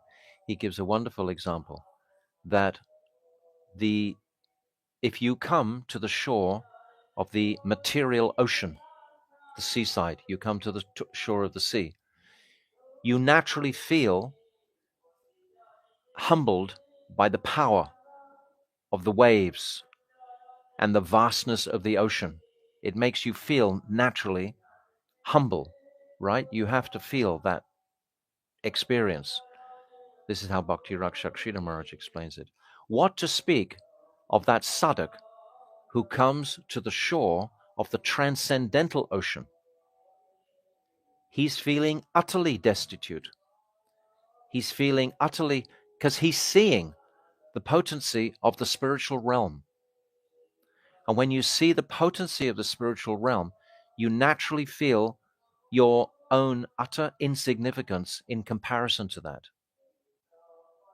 And this is very, very helpful in our bhakti to have that mood of abject humility. Abject means complete humility. We have this beautiful verse, Trinada Pish, we've just said it in the Jaiva Dharma. This, and it's stated by Srila Krishnadas Kaviraj, this should be made in a locket around our necks, because we forget in a moment. This insidious pride, it just creeps in out of nowhere. When we least expect it, someone suddenly treads on our toe. Oh, me, what about me? What have you done for me? And just immediately, it just springs up. We didn't even know it was there. And it just inflames itself. That pride has to be sighted and purified. It will be purified when our attraction to the Vrindavan pastimes and Radha and Krishna becomes so strong that nothing can come in between us and our object of devotion. This is bhakti. This is the tenderness of heart that Srila Bhaktivinoda Thakur is talking about here. He talked at the beginning of this paragraph, tenderness of heart. So bhakti is full of charm. It's full of sweetness. It's soft. It's fragrant. This is the quality of bhakti, of Shuddha bhakti. It has no deficiency. And who is the most humble out of all the different personalities in existence? Srimati Radhika. Srimati Radhika, she is the Shakti of Brajendranandan Shyam Sundar. She's the Shakti of Krishna.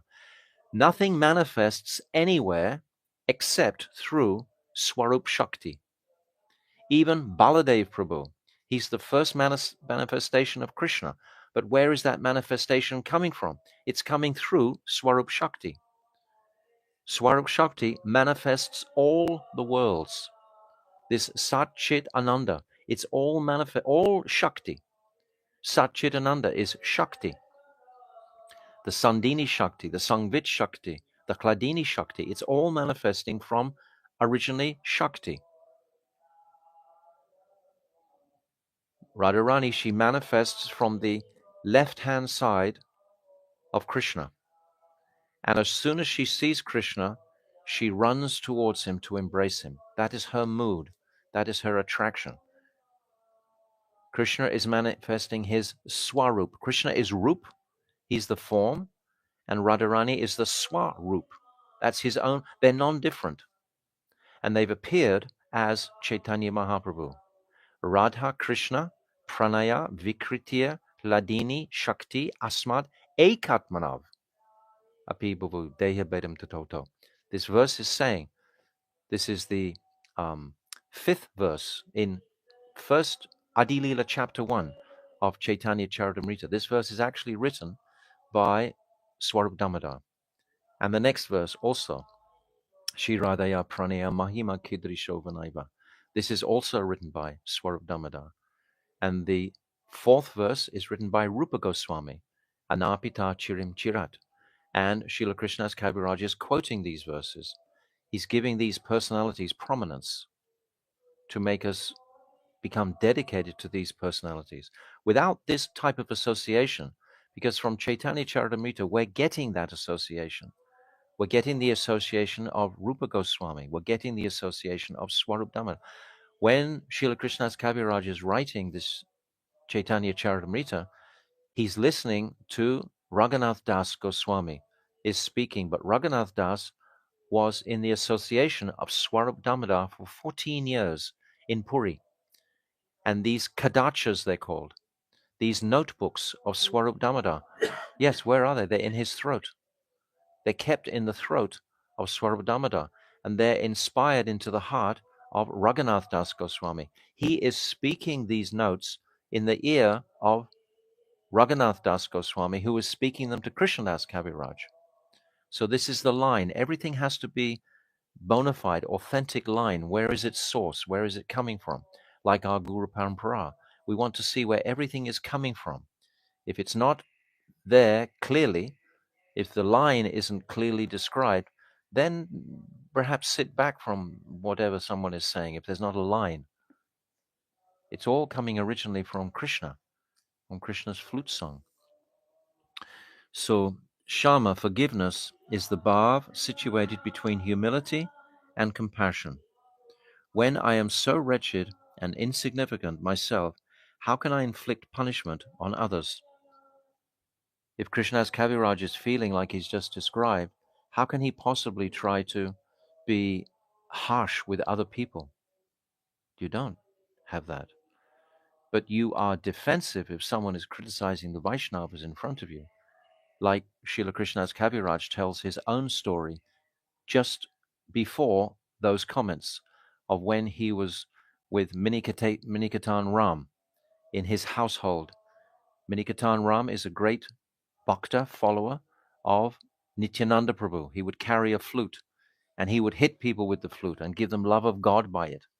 When they were paying their obeisances, he would jump on their backs like this. He was frivolous, like a cowherd boy.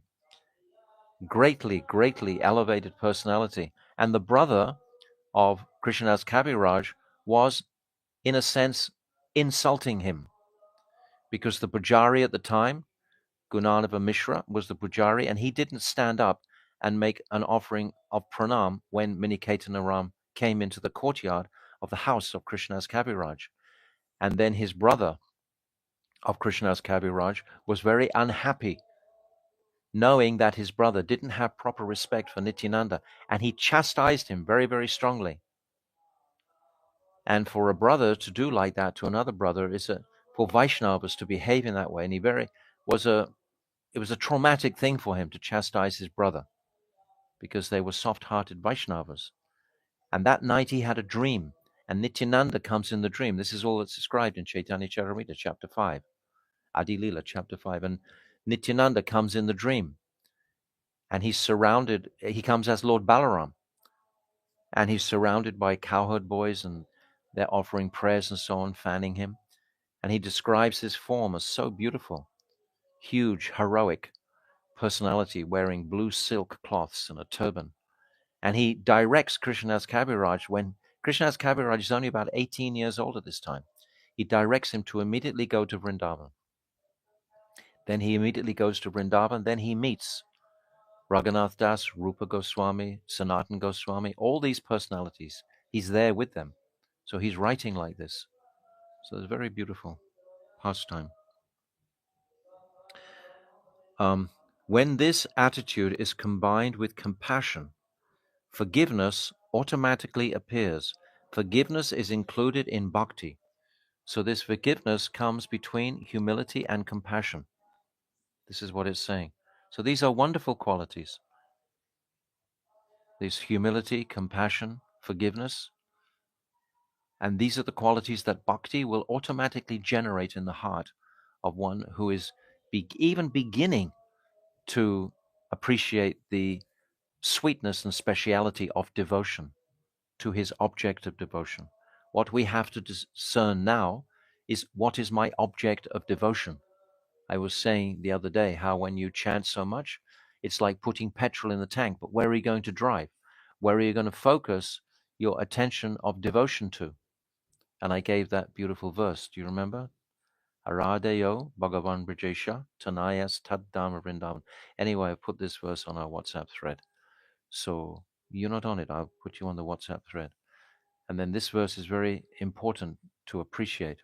Vishnu Chakravarti Thakur, by the way, in the Chaitanya Manusha, has written this. And I haven't seen that book. That's why I couldn't answer you the other day when you asked me. I haven't seen the book. But it's Vishnu Chakravarti Thakur writing that incredible verse. Krishna is Satya, real. Now that's just a powerful sentence in itself. Krishna is not this imaginary form. He is real. The personality of Godhead is a personality. He's real. We have to realize that first before we can come out of Kanishta.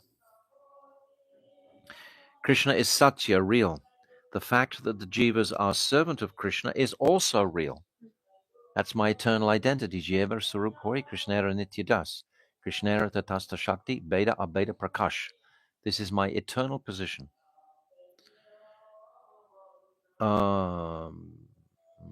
Real. Krishna is also real, as is the fact that the material world is only a boarding house for the jivas. Hey, Baba, we're just passing through here. This is not our home. Don't try and throw roots down.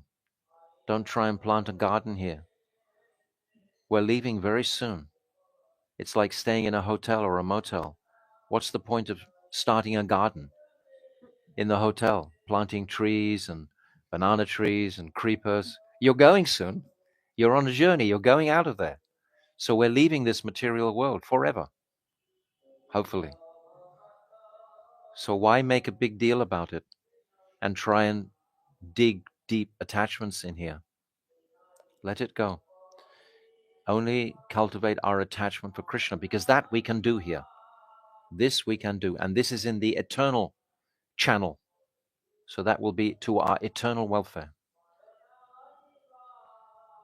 That means that bhakti is also real, because these truths are based on the jiva's relationship with Krishna.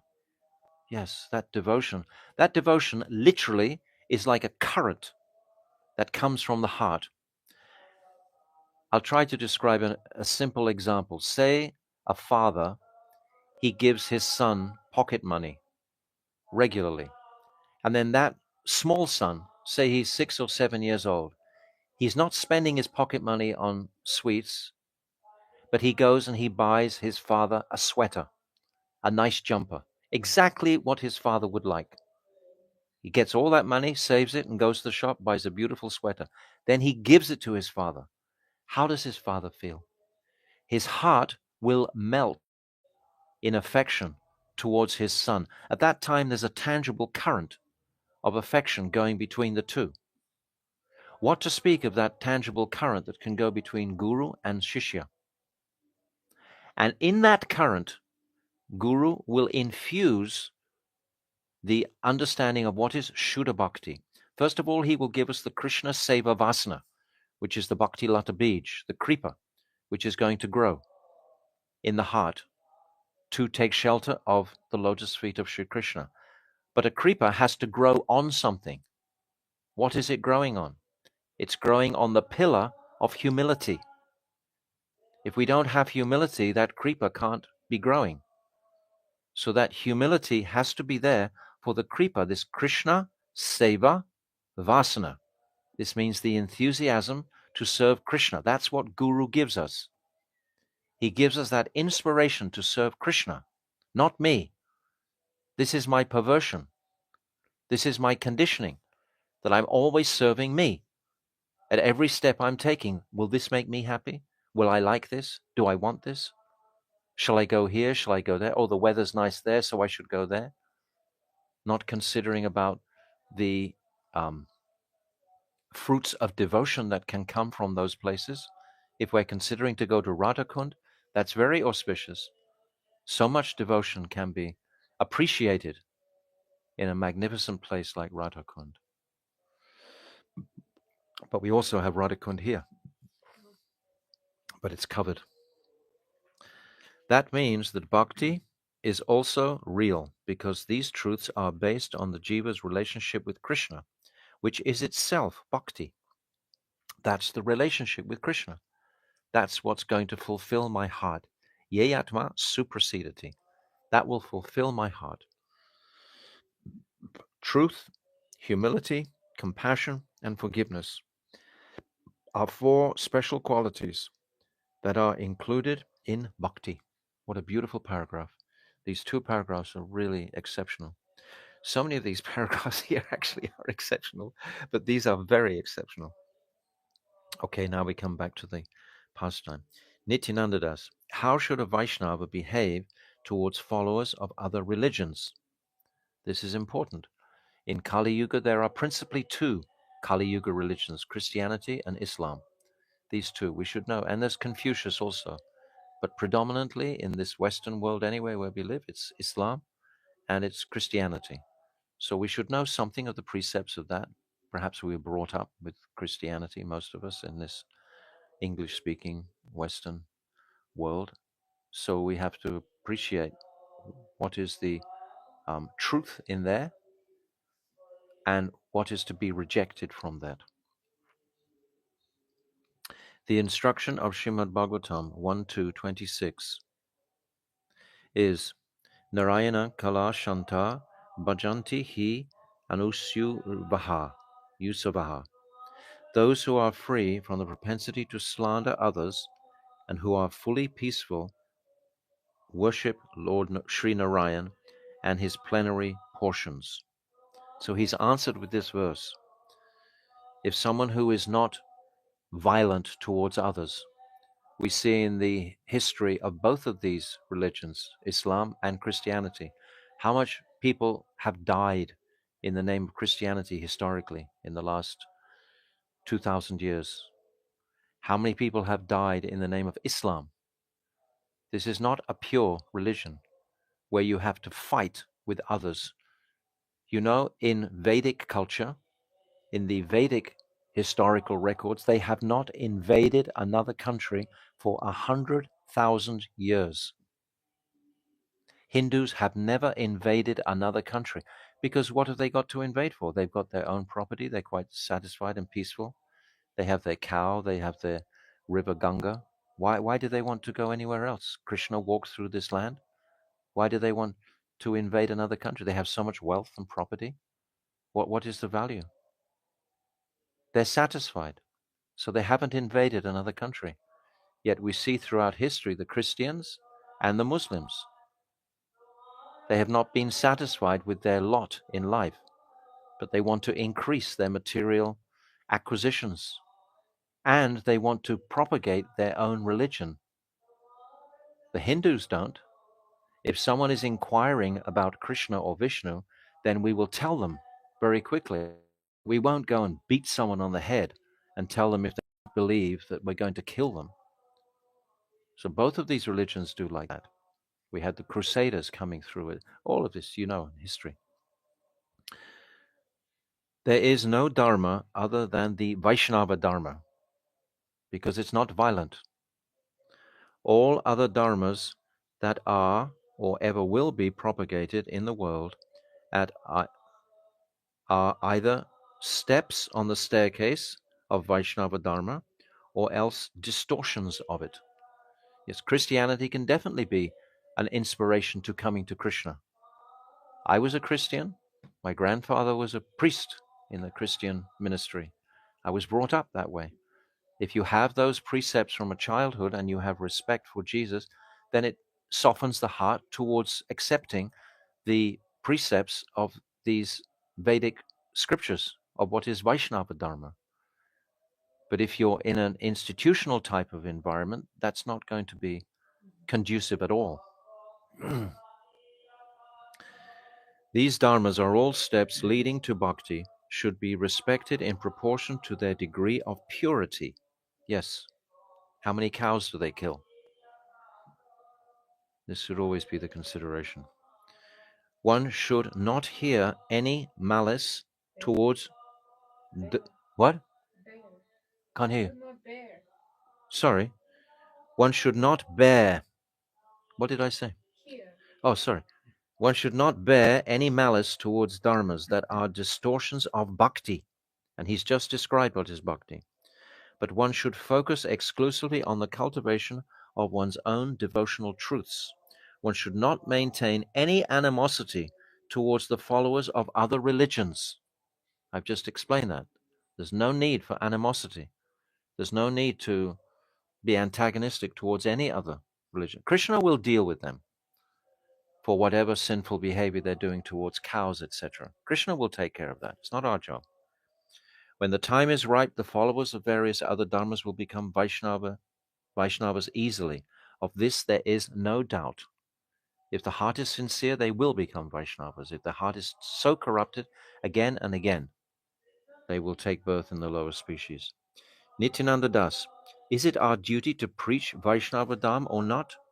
Certainly it is. Our Sri Chaitanya Mahaprabhu has given everyone the responsibility of spreading this Dharma, but not in an aggressive way, not threatening to kill someone, but by gently chanting or vigorously chanting the holy name on the street. It's completely different to trying to coerce people. Nacho Gao Bhakti Sange Kare Sankirtan Krishna Nama Upadeshi Tara Sarva Gyan. This is Adi Leela Chaitanya Charitamrita 792. Dance, sing, and perform Sankirtan in the association of bhaktas. You should deliver everyone by instructing them to chant Sri Krishna Nam. Automatically that will go on. But this is for the sincere people, for those non-duplicitous people. But even the holy name will begin to purify those people also. Ataiva ami agna dulan sabakara kare julan taran brahmafal deha yare tare. Therefore I am ordering everyone to distribute the fruits of prem wherever they go and to whomever they meet. We see the example of Nityananda and Haridas. They went and they requested Jagai and Madai, oh, you just please chant Hare Krishna. But they couldn't handle that. They threw the pot, Jagai and Madai. However, must one remember not to give Sri Krishna Nam to unqualified people. Such people should first be given the necessary qualification. Only then can they be given Hari Nam. Furthermore, these statements of Sriman Mahaprabhu do not apply when neglect, apeksha, is appropriate. For instance, when dealing with inimical people, trying to enlighten such people only presents obstacles to one's preaching. If one is objecting, don't bother to preach to them. Because you have to come by your own choice. Because your own choice is in the heart. You have to come by the heart for any success to come. You can't coerce the heart. It has to come direct.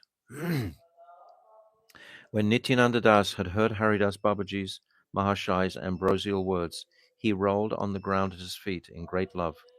The grove reverberated with the Vaishnavas' loud exclamations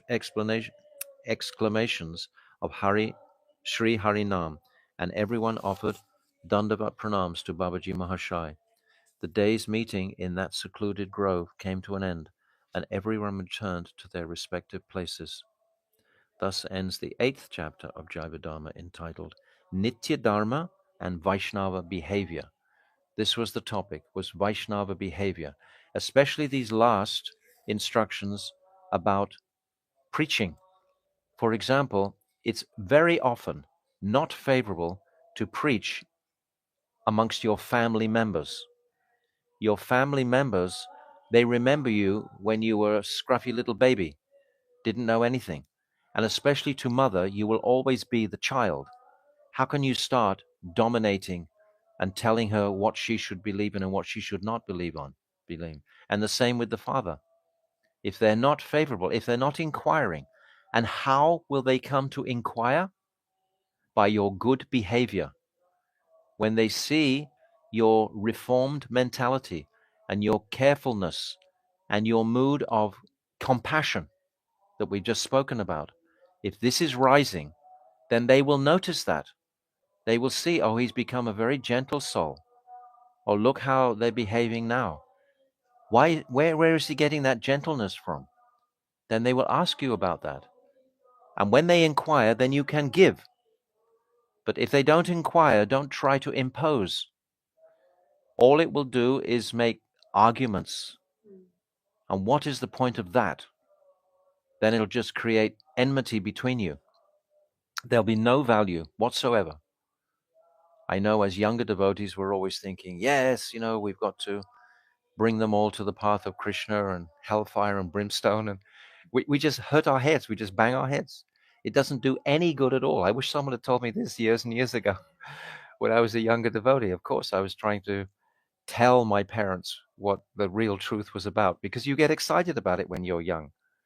When you're just coming out of your teenage years, 20 years old, you suddenly realize the absolute reality. Naturally, you want to share it with your loved ones, your parents, but they're not ready to accept it.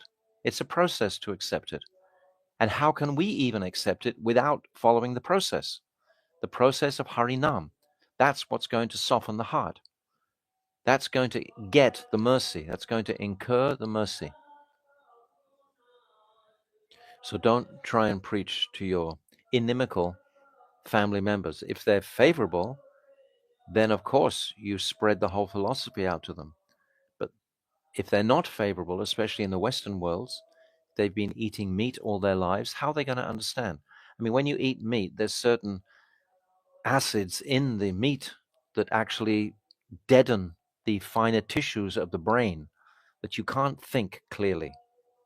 You become like dull taking blood, etc. Your brain doesn't operate with the same speed as someone who's a pure vegetarian, for example. So like this, how can you actually the best way is always to give your family members Mahaprasad. If you give them buckets of Mahaprasad every time you go, you don't want to take anything from them if they're meat eaters, but you want to cook for them and offer nice Mahaprasad to purify them. And then they will comment, oh, this is so tasty. You learn how to cook so that you can use this cooking ability in your preaching. It's very important. Bhaktivedanta Swami Prabhupada was very strong on our secret weapon. Our secret weapon is Mahaprasad. This will transform the consciousness. So we should think like this, always in a favorable, non-aggressive, like I described about the Indian nation. The Hindu nation has not invaded another country for 100,000 years. It hasn't. It doesn't have that aggressive mood. So we should follow like that. So we'll finish a bit early, a minute early today. Any question? Or we'll finish. Jaiva Dharma ki jai. Ananta Koda Vaishnava Vrinda ki jai. Gaura Premanandi. Hari Hari Bol.